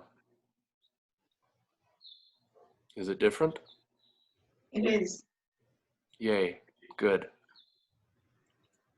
Any questions before we keep going? I have a quick question. Is that Melissa? Melissa, yeah. Yep. So I'm thinking about my mom in that she's got rheumatoid arthritis, but she's also got some lung issues. And I think that these breathing techniques would be very powerful for her. I just wonder how that would impact the rheumatoid arthritis, like with putting pressure on any part of her body. Do you have any thoughts on that or any? Yeah, that's where it gets tricky. Absolutely, yeah. Notice, and given that, notice how many different avenues, how many ways in I've given you today. So if some people, if the wrist is just not going to happen, then obviously cat twist and happy puppy, at least for that many repetitions, might be out. But if it's wrists, they can lie on a big exercise ball. And even the big exercise ball, because the big exercise ball is awesome because there's no part of your fascia or muscles that can get away from it. Whereas we know in many yoga poses, we do the yoga poses we like because some part of our body that doesn't want to stretch can kind of get away with it. It won't have to stretch. But on the big ball, your whole fascial front line gets it. So the first time for your mom might be, ah! Yeah. Second time might be, ah! The third time went, ooh, 5 breaths, I was okay. 10th time, maybe a little bit better. Again, with the breathing chest stuff, okay, just a sec. I'm so up on electronics. And well, the fact that I just used the word electronic tells you that I'm not. Just a sec. Coming back. Oh, stop it. Come on. There. Am I sharing again? Yeah. Yep. So here you see in the chest area, just because we're talking about your mom, but it's the same thing. In the chest area, that blue, you see the blue, but there's also a red circle behind it. Yeah. So you can use the 4-inch ball in these 3 spots and the 5-inch ball for these 3 spots. And this one will be a little bit too much for someone at the beginning. So remember, that's why we did pillow first, bolster second, ball third, small specific balls fourth. So definitely for your mom, for anyone that's over 50 or is dealing with stuff like that, we'd start here, and she will notice immediate breath, better breathing in that upper chest, and no wrists, and it doesn't cost her much as far as a yoga pose goes.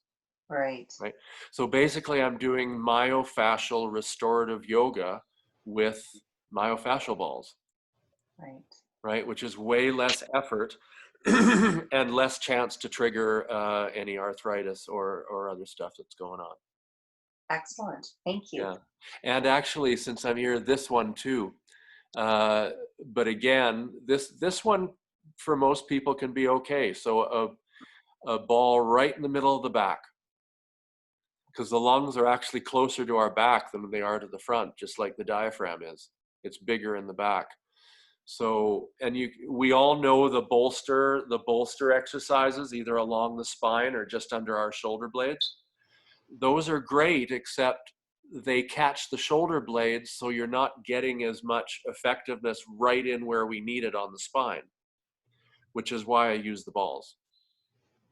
So yeah, between this bottom one with the 3 colors, that depends on body size and pain threshold, and also here. But again, you know, you can bundle up a towel really tight and put it in those spots too. You just need the gravitational load, and then you choose the size of ball depending on the sister size, if you know what I'm saying. I know what you're saying. Yeah. So for some women, the 4-inch ball. Oh, Heather's got a brilliant idea. So this is a granny wool sock, or 2 of them. So just a really heavy wool sock. You Roll. betcha. So it seems squishy. Yep. Excellent. Exactly. And you know, with socks that are that thick, you actually could put a tennis ball or a racket ball in there, and it wouldn't be as because usually I never condone that, because that's the, to me, pain, no gain. Yeah. Because if it's too painful, then we're in our sympathetic nervous system and we're fighting it. Right? So that's where restorative yoga is not about that. It's about soften, soften, soften, because the body memorizes things better when we're relaxed. Carrie. So in those specific examples then, with the balls placed, you are breathing, that is a chest breath then? Yes, so that's what we haven't quite gone over yet. Another way of looking at this is step 1, whole ton of belly breathing for days and days and weeks and months, especially if someone has asthma, anxiety, working with some trauma, etc., because they're used to breathing so much up here. So step 1 down here. Then once they have that working, once we have our diaphragm video matching, then we can start to breathe in different spots to open up tension there. And I do that because it's safer. And it'll be more effective because, again, if you're not using your, I'm bending over here and losing my voice. Isn't that interesting? It's what a whole bunch of Zoom teaching has done to me the last 2 months. Excuse me. Okay, there we go. Where was I? Placing balls in different spots. Right, then you can start to play with different spots. But if we go straight to here, and someone's already breathing too much up here, they will be in fight or flight, so then the muscles aren't going to relax. We have to give the brain permission to give the nervous system permission to give the breath permission, to give the muscles and fascia permission to let go. I bet you want me to repeat that one, some of you. Because it's actually how it works. We want to give the brain permission to give the nervous system permission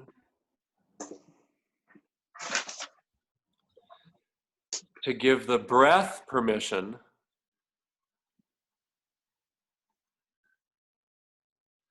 to give the muscles and fascia permission to let go.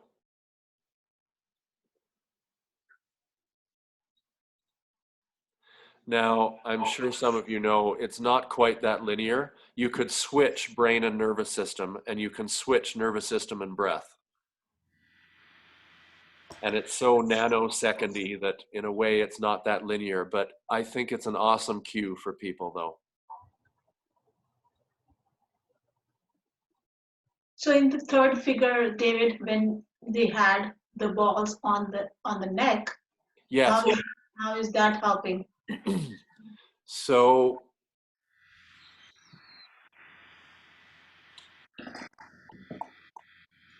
well, first of all, neck tension, simplest answer. And usually neck tension has nothing to do with neck tension. It has to do with upper back tension. Jaw tension has nothing to do with the jaw. It has to do with the neck, which has to do with the back. And especially for occupational vocalists and or singers, it's huge because singers really have to deal with any tension through here, and especially base of the tongue tension. So to some extent that's heading into voice, but not really. It's for all of us. And for TMJ and stuff like that, that's exactly what those balls are there for. So I have a 4-step series for jaw and tongue tension and neck tension as well. You know, the one that I didn't do, it's pretty subtle, and we won't do it because we did a whole bunch at the beginning. But you remember the put your hand on your tummy and then put your hand in other places and notice how that Valsalva maneuver crunches us up? I think I forgot this one. And you'll actually feel your sternocleidomastoid and a few other neck muscles go as soon as we do that Valsalva. So again, we're after the respiratory system and overall health, and so there's balls all over the place. Does that answer your question? That was a long answer to a short question, sorry. But no, it makes sense. Okay. Anyone else want to jump in with anything? Joanne. Yes. Okay, we have the thyroid gland right here at the base. Is that somehow helping or not? Or Yes, 100%. Now, there's no proof of this yet, but there will be someday, probably long after we're all gone. What I do know from experience, from 30 years of experience, is anybody with vocal issues, any vocal issue, jaw, tongue tension, I do pressure on that thyroid, on that pineal gland and or upper chest. It normalizes thyroid activity and opens up the voice so fast that people start weeping. So that's why I have that ball right here on the pineal gland. I don't know why it is, but when I do some physical work or we put the ball there, the voice can literally go from here to here in 30 seconds. It's huge for singers and for occupational vocalists, which we all are. Why and the science behind it, I don't know, because I'm kind of not interested because I can't spend my brain time that much, but I know it works. thank you. So someone else can figure that out that's more sciencey than me. But boy, what a difference. And asthma and COPD, that's why we have those balls in these 3 different spots. Because once you start putting pressure here, asthmatics just, oh my God, that's the first breath I've taken in 20 years. And because we can't be together, that's usually part of this workshop, is I'd be asking for volunteers and I'd be giving some gentle pressure in that upper chest. And does it feel like enlightenment? I'll tell you. So then I decided, well, I can't always be with people, so I'll invent these balls so that people can do it at home. You just need that gravitational load by lying on them, right? Carrie?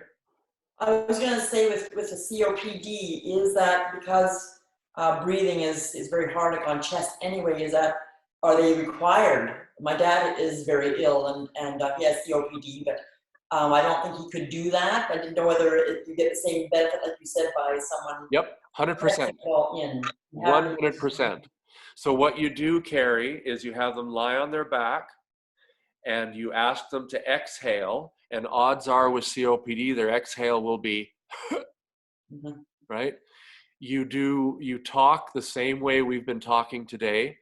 100% of all COPDers that I have ever seen have been doing the Valsalva maneuver for 60 years. This can't be a coincidence. So you will feel, odds are, like you're trying to press down on a rock at first. And this is not only me. Pulmonary therapists do this. They don't always do it, it's going to sound arrogant, properly, because they're not training the person to exhale at the same time. But with our knowledge, what you're asking him to do is, that'll be number one. And then over minutes,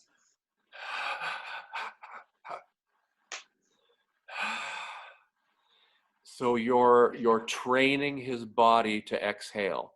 Then you might go down to his solar plexus and belly if he's okay with it. So then you're doing physically what we just did with the little balls, or at least I showed you to do with the little balls. You're putting pressure here to wake up his diaphragm, because odds are his diaphragm is asleep if he has COPD. And this is even if it's COPD from smoking, because the smoke goes in there, it pisses off the lungs decide they're under attack, they create phlegm, the phlegm tells us we're under attack, and then we tighten our tummy, and then we have a vicious circle. So it's basically pressure, pressure, pressure. If you can get him on a big exercise ball and last for 3 breaths, huge. The thing is, he's got to be willing to do it for months and months and months, and that's where the trick is, I'm sure. But that's how to do it. I've had tons of COPD people, and it's exactly the same as asthma, no different. The therapy for asthma, COPD, and anxiety is exactly the same. Isn't that interesting? Yeah. Scott, token male. Yeah, that's me. You mentioned Wim Hof. Can you just tell me what your thoughts are on his breathing techniques, and maybe you'll be able to explain it better than I could for the group? Well, I'll do this really quick and dirty for those of you that don't know. Wim Hof has an entire breathing method, and he uses a very different breathing method than I do. However, it's excellent. He is using something that's closer to what we used to call rebirthing or holotropic breathing, which is in the mouth,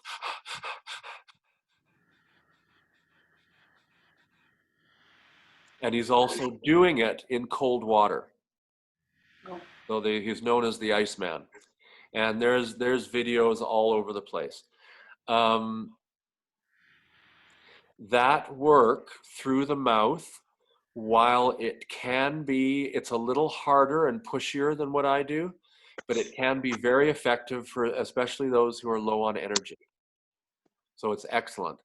It's just that I find that for some people, especially anxietals, that can be a little dangerous to inhale and exhale through the mouth that fast, because that's what already our society is doing too much of. So why would we want to do more?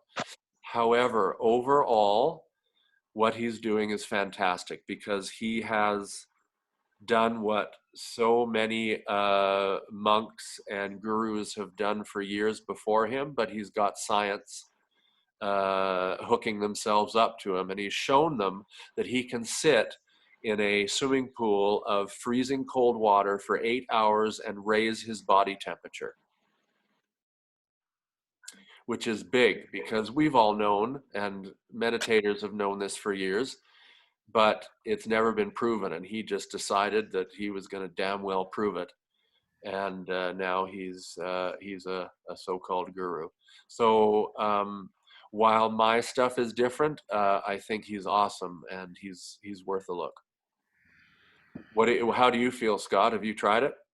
Yeah, I took a course and I read a bunch of books and saw the videos, and my oldest boy is very adherent to it, so he does it every day, the breathing. You and bet. the cold exposure stuff I've been doing for the last 3 years, going to the lake, being the only crazy person in March and November, Yeah. and all the way through.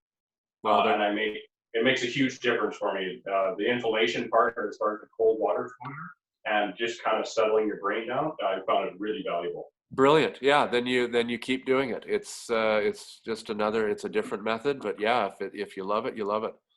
The cold water, folks, is also about inflammation. That's really, in some level, what it's about. Cold water, if you want to reduce inflammation, you have cold showers. Not hot, as good as that feels. But the inflammation throughout the body drops like a rock if you either sit in cold water or. The thing is, it's a little tougher because in the northern hemisphere, because we're like, please, warmth. But yeah, it does wonders for inflammation. So also good for asthmatics. Thanks, Scott. Burb? Be right back. I'm not hip enough. What does be? Oh, be right back. I just showed myself to be over 35. Now So, I have a sorry. question. Yeah, is that Lizak? Yeah. Yes. So, for someone just like myself or anyone in the group, for example, that doesn't maybe have a specific, like a really specific autoimmune, or I guess if someone does, sorry for assuming that we're all like totally healthy, would you do this whole breathing series every day, or would you just do part of it, or would you just do it a few times a week, as opposed to if you were trying to work with someone who was trying to work through like their asthma or something really specific? I think I'm going to answer that. If I don't, you ask again. Okay. Okay. So my first way of answering is, this is such a non-linear thing that I know we'd love me to say, do this for 5, do this for 10, do this for 4. And it just doesn't work that way. So as far as the general public, do it till it feels like you can breathe better and you feel good. For if you're dealing with complex trauma or asthma, odds are they'll only be able to do 10 breaths on the ball before they come up and have to stop. So then we don't push that. So the first day might be 3 breaths on the ball, and or 2 breaths on a little myofascial ball, or, as I say, that's why I've given the order of things. So Yeah. pillow, they can last a lot longer on than they will the bolster. The bolster, they'll last a lot longer on than the ball, right. So if we're helping somebody, we watch their eyes. If they can breathe through it, if they can find some semblance of the surrender sigh that we've been working on, then they're safe and they can keep going. But if they can't find that surrender sigh and they're starting to go into a panic attacky breathing, then we hold their feet, we put a heavy blanket on them, and we're done for the day until the next day. Did that work at all? Yeah. Because we're always honoring what's in front of us. And I'll answer it another way. You can't do too much of this given what we're going through in our lives, generally and right now. You can do 200 cat twists a day, and except for the wrists, it will be good for you. 99 times out of 100. So this series, while I've built it up, pick one, do it. Don't turn into a dogmatic, oh, now I got to do my breath therapy, unless that works for you. if you're one of those people that works better if you put on a timer for 20 minutes and make yourself do work, great. If you're someone like me that just gets mad at the timer, don't do it intuitively when you feel like it during the day, right? Depends on the person. I have a question, David. You mentioned about Kapalbhati and Ujjayi Yes. breath. Can you elaborate on that? Yes. So for the last 20 minutes or so, we're just going to touch on quote unquote pranayama, which actually we already have. So the first thing I would like you to know that in my not so humble opinion, out of the 16 major pranayama exercises, there are only 2 that are okay for beginners. And the sexier ones are not the ones that are good for beginners. Okay? There are 4 or 5 different ways that we can do Ujjayi and Kapalabhati incorrectly. And at best, they just won't work. But at worst, they can have very serious effects on people with anxiety and asthma and or trauma. So there is a reason, everyone, and this is all in my little breathing ebook that I just finished last night, that I've been working on for 4 years. There is a reason that pranayama was taught one-on-one back in the day, as the cool people say. Because everyone has different breath patterns. Everyone has different breath patterns for different reasons, and everybody is going to react differently. So what I suggest is be very, very clear when you're teaching, if you're teaching pranayama in a class, of what you're doing and why you're doing it. And the first 3/4 of this class was designed, and we took a little longer than I would have liked, so we'll have to shorten the pranayama part, I apologize. Everything we've done here is leading up to making it safer to do more active pranayama exercises. And here comes the stuff you might want to write down. Just looking for my thingy. So the 6-part breath that we started with, that is my suggestion for the very first pranayama exercise to do, and it's called Dirgha Svasam. I'll spell it, DIRGHA space SWASAM. And there's different spellings, north and south of India, etc. But essentially, the translation, which isn't a translation, but the poetic translation is the complete breath. Beginner, and it's about awareness as much as it is about breath training. Does that one land well for all of you? It's about gaining the awareness first of the breath before we start screwing around with.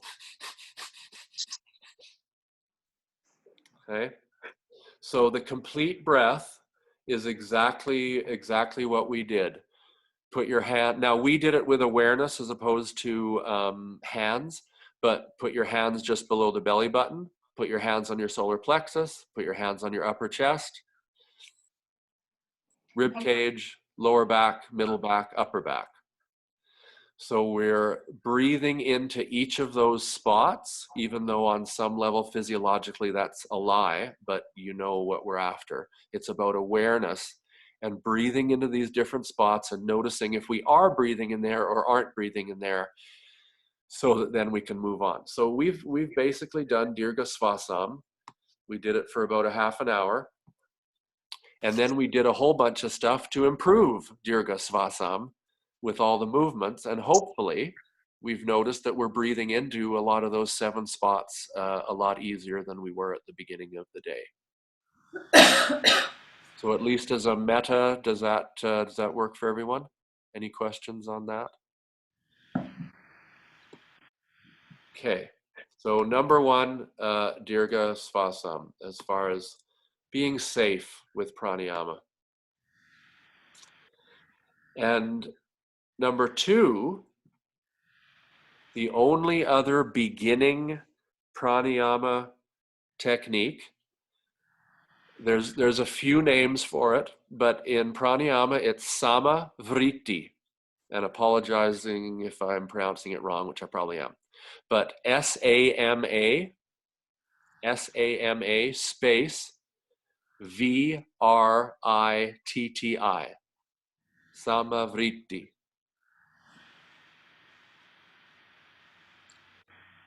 The closest translation is equal breath.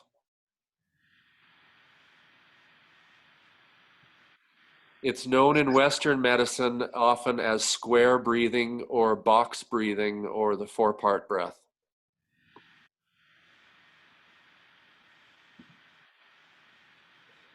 And I'd like to be very clear here, on Facebook and YouTube and on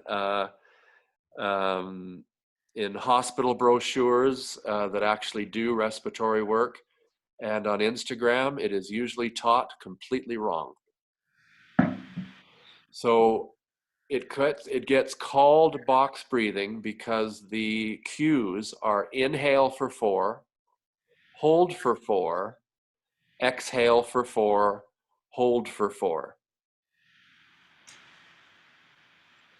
Can anyone tell me why those cues tick me off? Lisa. Because of the breath holding. Thank you. We're already doing that too much in our lives.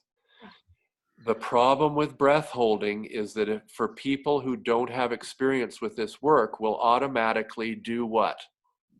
It has 4 words, and it's a fancy term I gave you earlier on. Unconscious chronic Valsalva maneuver. They will go, huh.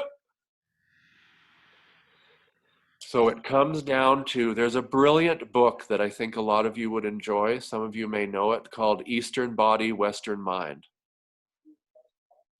Eastern Body, Western Mind. And its basic tenet is how the way Western people think totally screws up all the wisdom from China and India.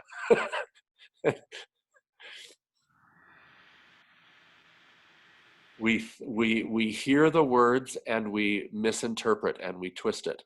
And this is one of those instances. I am convinced they never meant, huh, but because hold means grip in our society so much, we have inhale for 4, hold for 4, exhale for 4, hold for 4.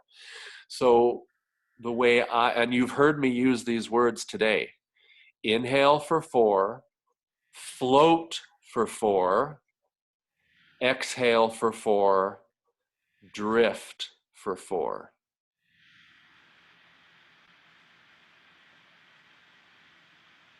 Because then we're not holding our breath and tightening and making a unconscious chronic Valsalva maneuver into a practice.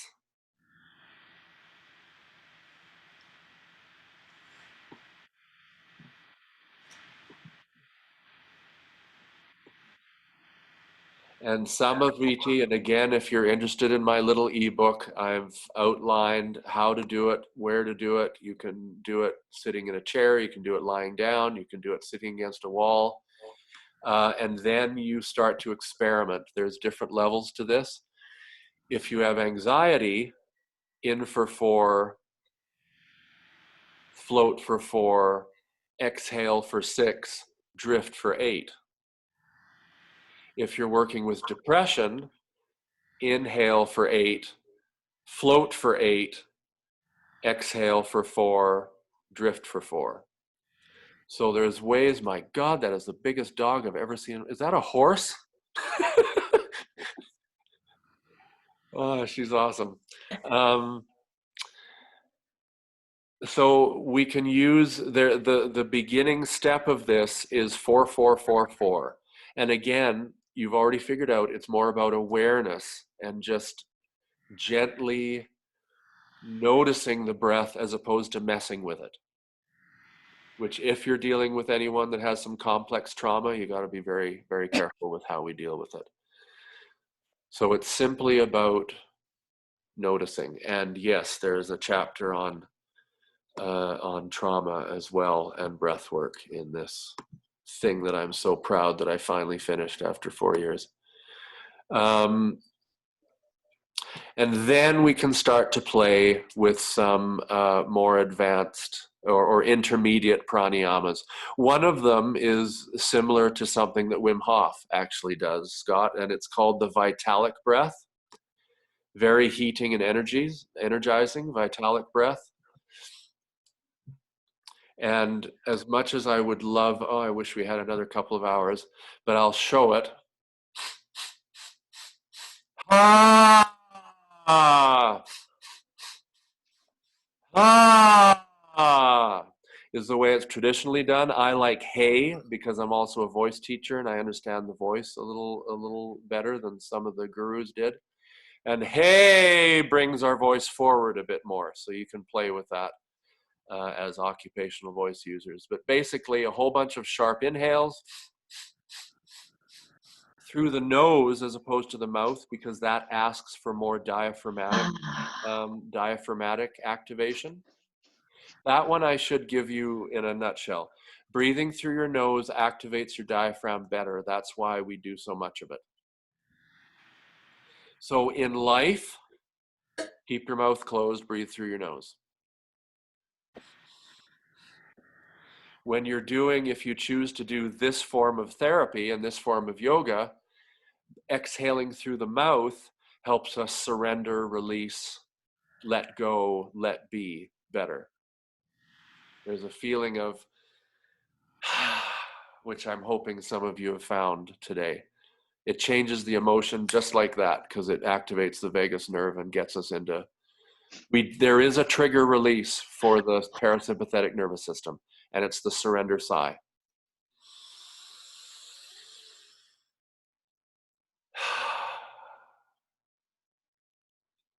Try it. Inhale nose. Let go. Try it again. Let go more. Give in. Surrender. Let go. Within our breathing circle, we have the ability, God-given, to feel powerful on every inhalation and completely safe on every exhalation. Can you imagine how the world would be if we all actually did that? Your inhalations, our inhalations are about easeful power, stability, strength, confidence, and grounding.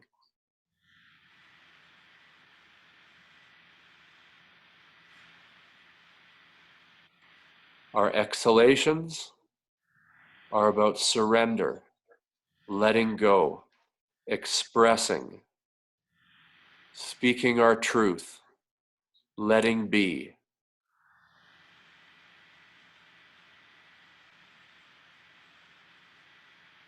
And what I've offered you today is a slightly safer version than just going out there and going, ha, and saying everything that comes into our mind, that we can do at home so that we feel better, that we're more in flow. Remember the video.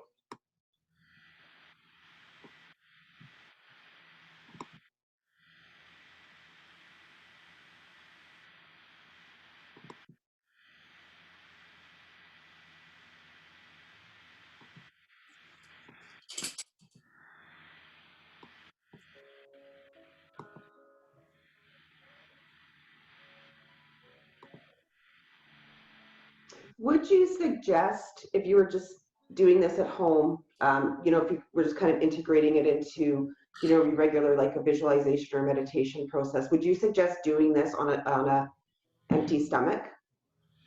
For the most part, yes. Yeah, you bet. Yeah, it's better on an empty stomach, but it can be done. It can be done. Hey, look at that pelvic diaphragm. Look at how the whole body is moving as we breathe. Thoracic and pelvic diaphragms move at the same time. This is key. This is how we're supposed to be breathing. Look at the movement. Look at the spine. Look at how the diaphragm is massaging the guts.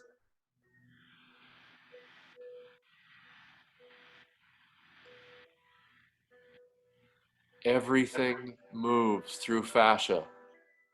So that's psoas. Part of the core, the deep core.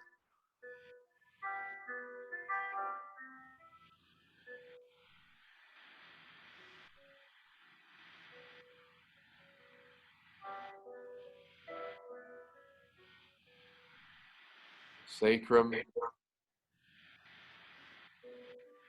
This is us in flow.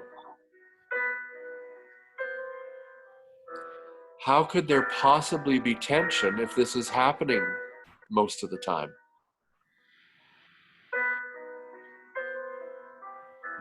Here's the lungs now.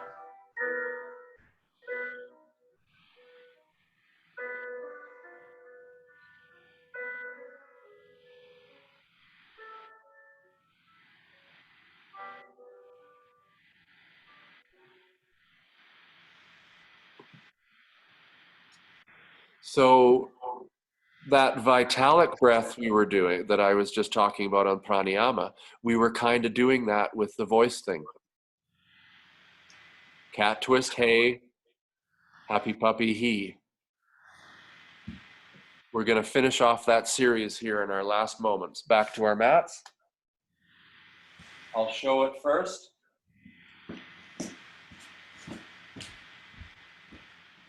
We're watching.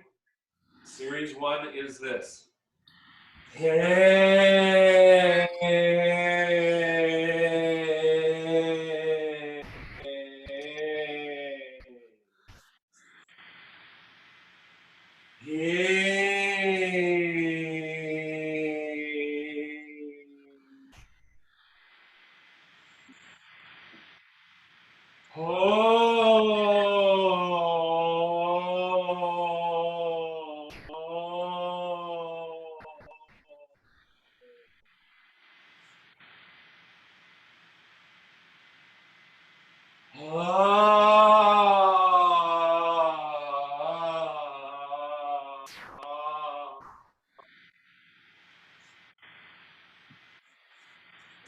Look like fun?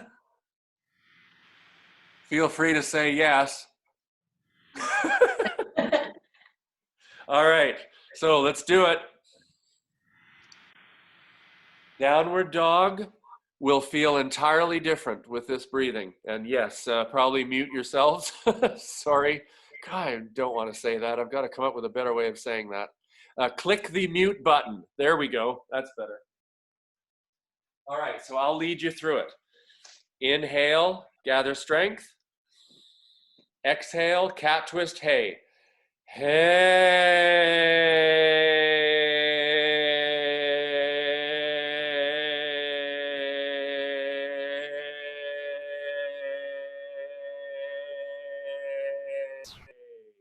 Inhale up.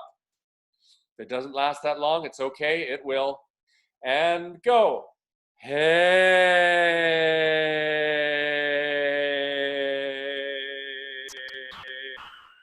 Keep going, keep going, let it ride, let it ride, let it ride, let it ride, let it ride, let it ride. Great name for a song. Inhale up through the nose. Happy puppy, one arm forward.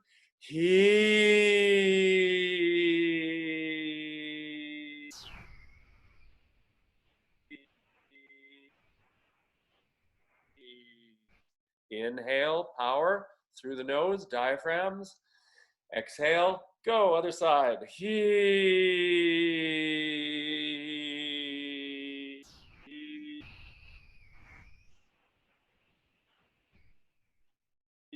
Inhale up.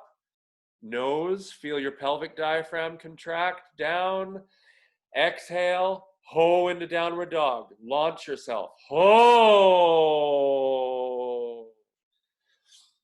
Did it feel like it was twice as easy to get into downward dog? That's what it feels like. Inhale, gather strength through the nose. Upward dog. Ha! Let go, let go, let go. Wiggle the shoulders, sexy mermaid, back and forth. Ha! A little bit of lion's breath here. Inhale, do nothing. Exhale, ha, ho, into downward dog once more. Ho!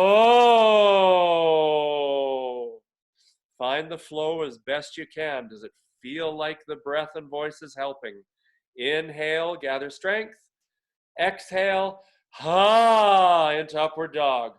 Open, open, open. Throw the head back. Lion, ha. And cat twist. Come back to center on your inhale. Cat twist. Hey.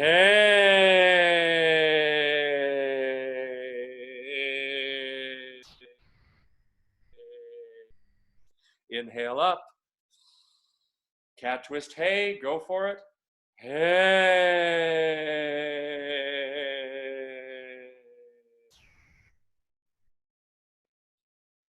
Keep going, keep going, keep going, keep going. Inhale up.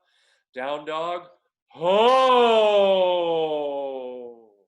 Ah, I saw some more ease there. Good for you. Keep hoeing, keep hoeing, keep hoeing. Wiggle, more wiggles. Don't be the cover of Yoga Journal, folks. Wiggle, have fun. It's your pose. Inhale, upward dog. Ha! Or cobra, it doesn't matter for this. Open, open the chest, open the chest, open the chest. Open, open, open. Ah, almost there. Inhale, back to all fours. Cat twist, hey. Hey.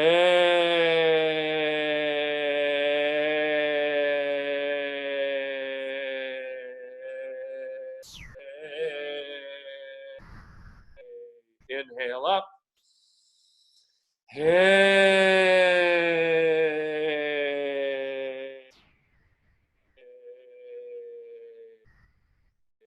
Lie on your backs.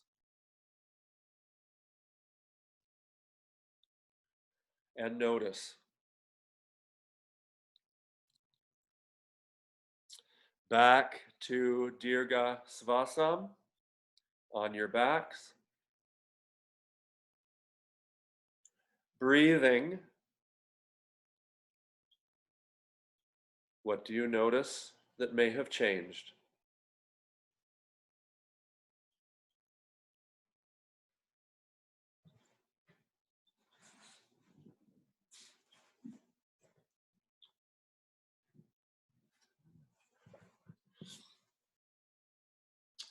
Is the way that you're breathing different? Is a sense of space in your torso different? Is there a sense of power, internal confidence, grounding, stability that may have changed? How's your breathing below your belly button? Is it different?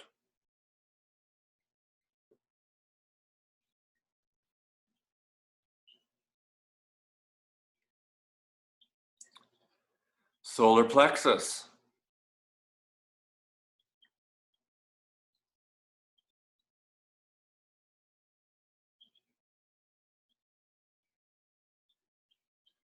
Upper chest.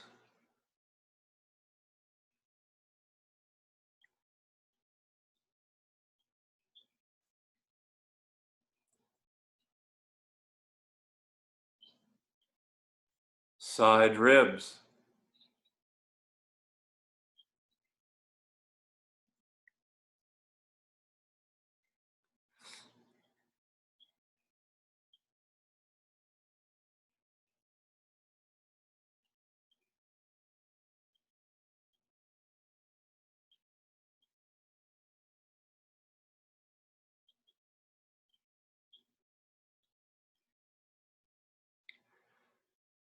Lower back. Without trying, is it different? Or even with trying?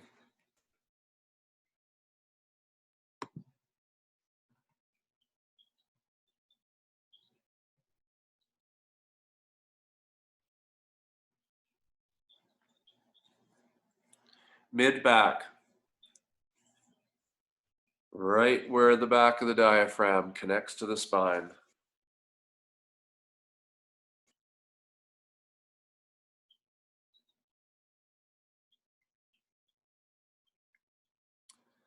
Upper back between the shoulder blades.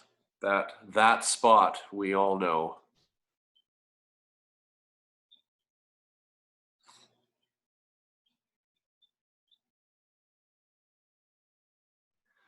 Vocalize once. Hey! Any change? Any difference?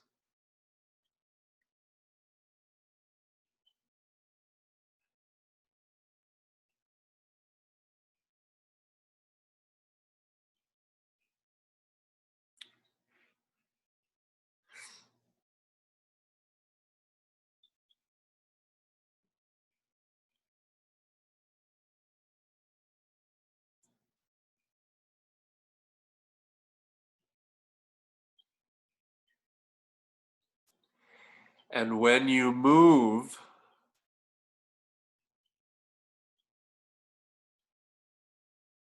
is your mobility seeming to be different in any way, or is it not? Inhale, pelvic and thoracic diaphragms contract down. Exhale, yourself over to the right-hand side and give yourself another awesome hug.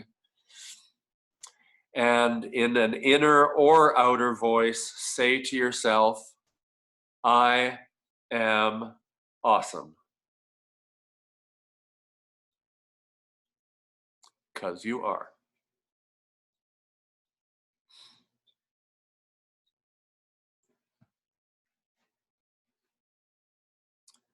Inhale, gather strength. Can you feel your pelvic diaphragm contract down? Exhale, come up to sitting.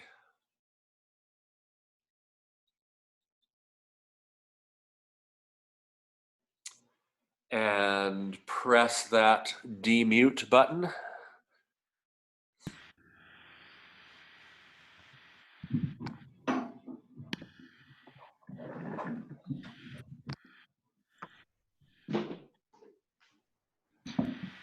Thank you, everyone.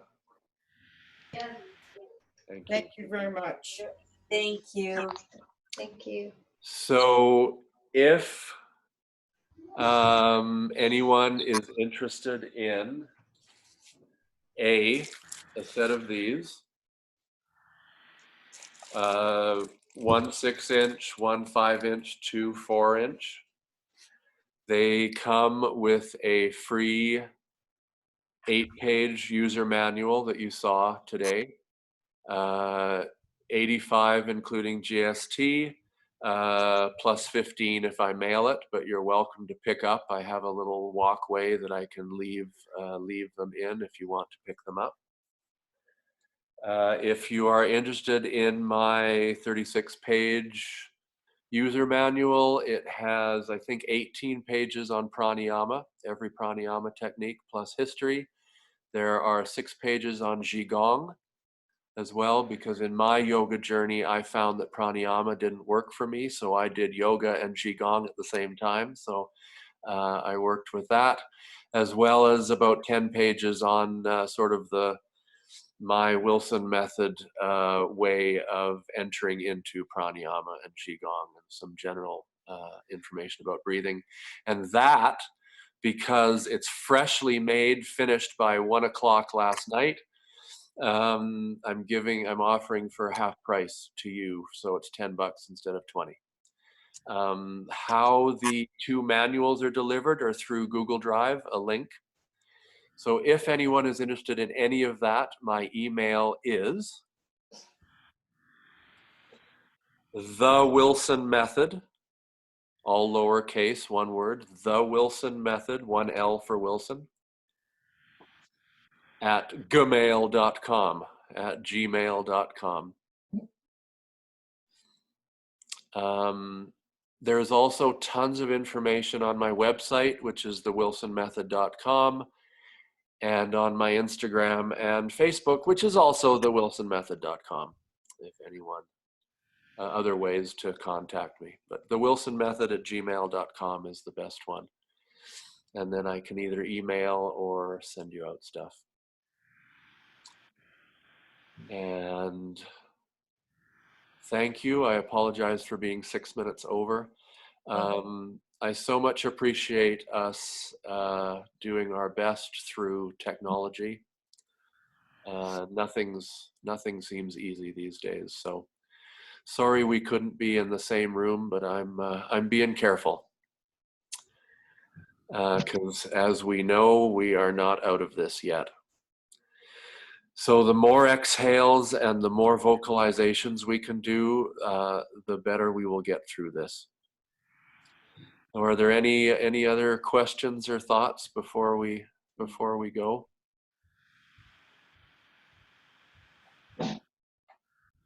All right. Thank you so much, everybody. Please give me a shout if I can answer any questions or if you want any of that stuff. Thank you. And all my best. Thank you. Okay. Thank you all. Take care. Take care of yourselves.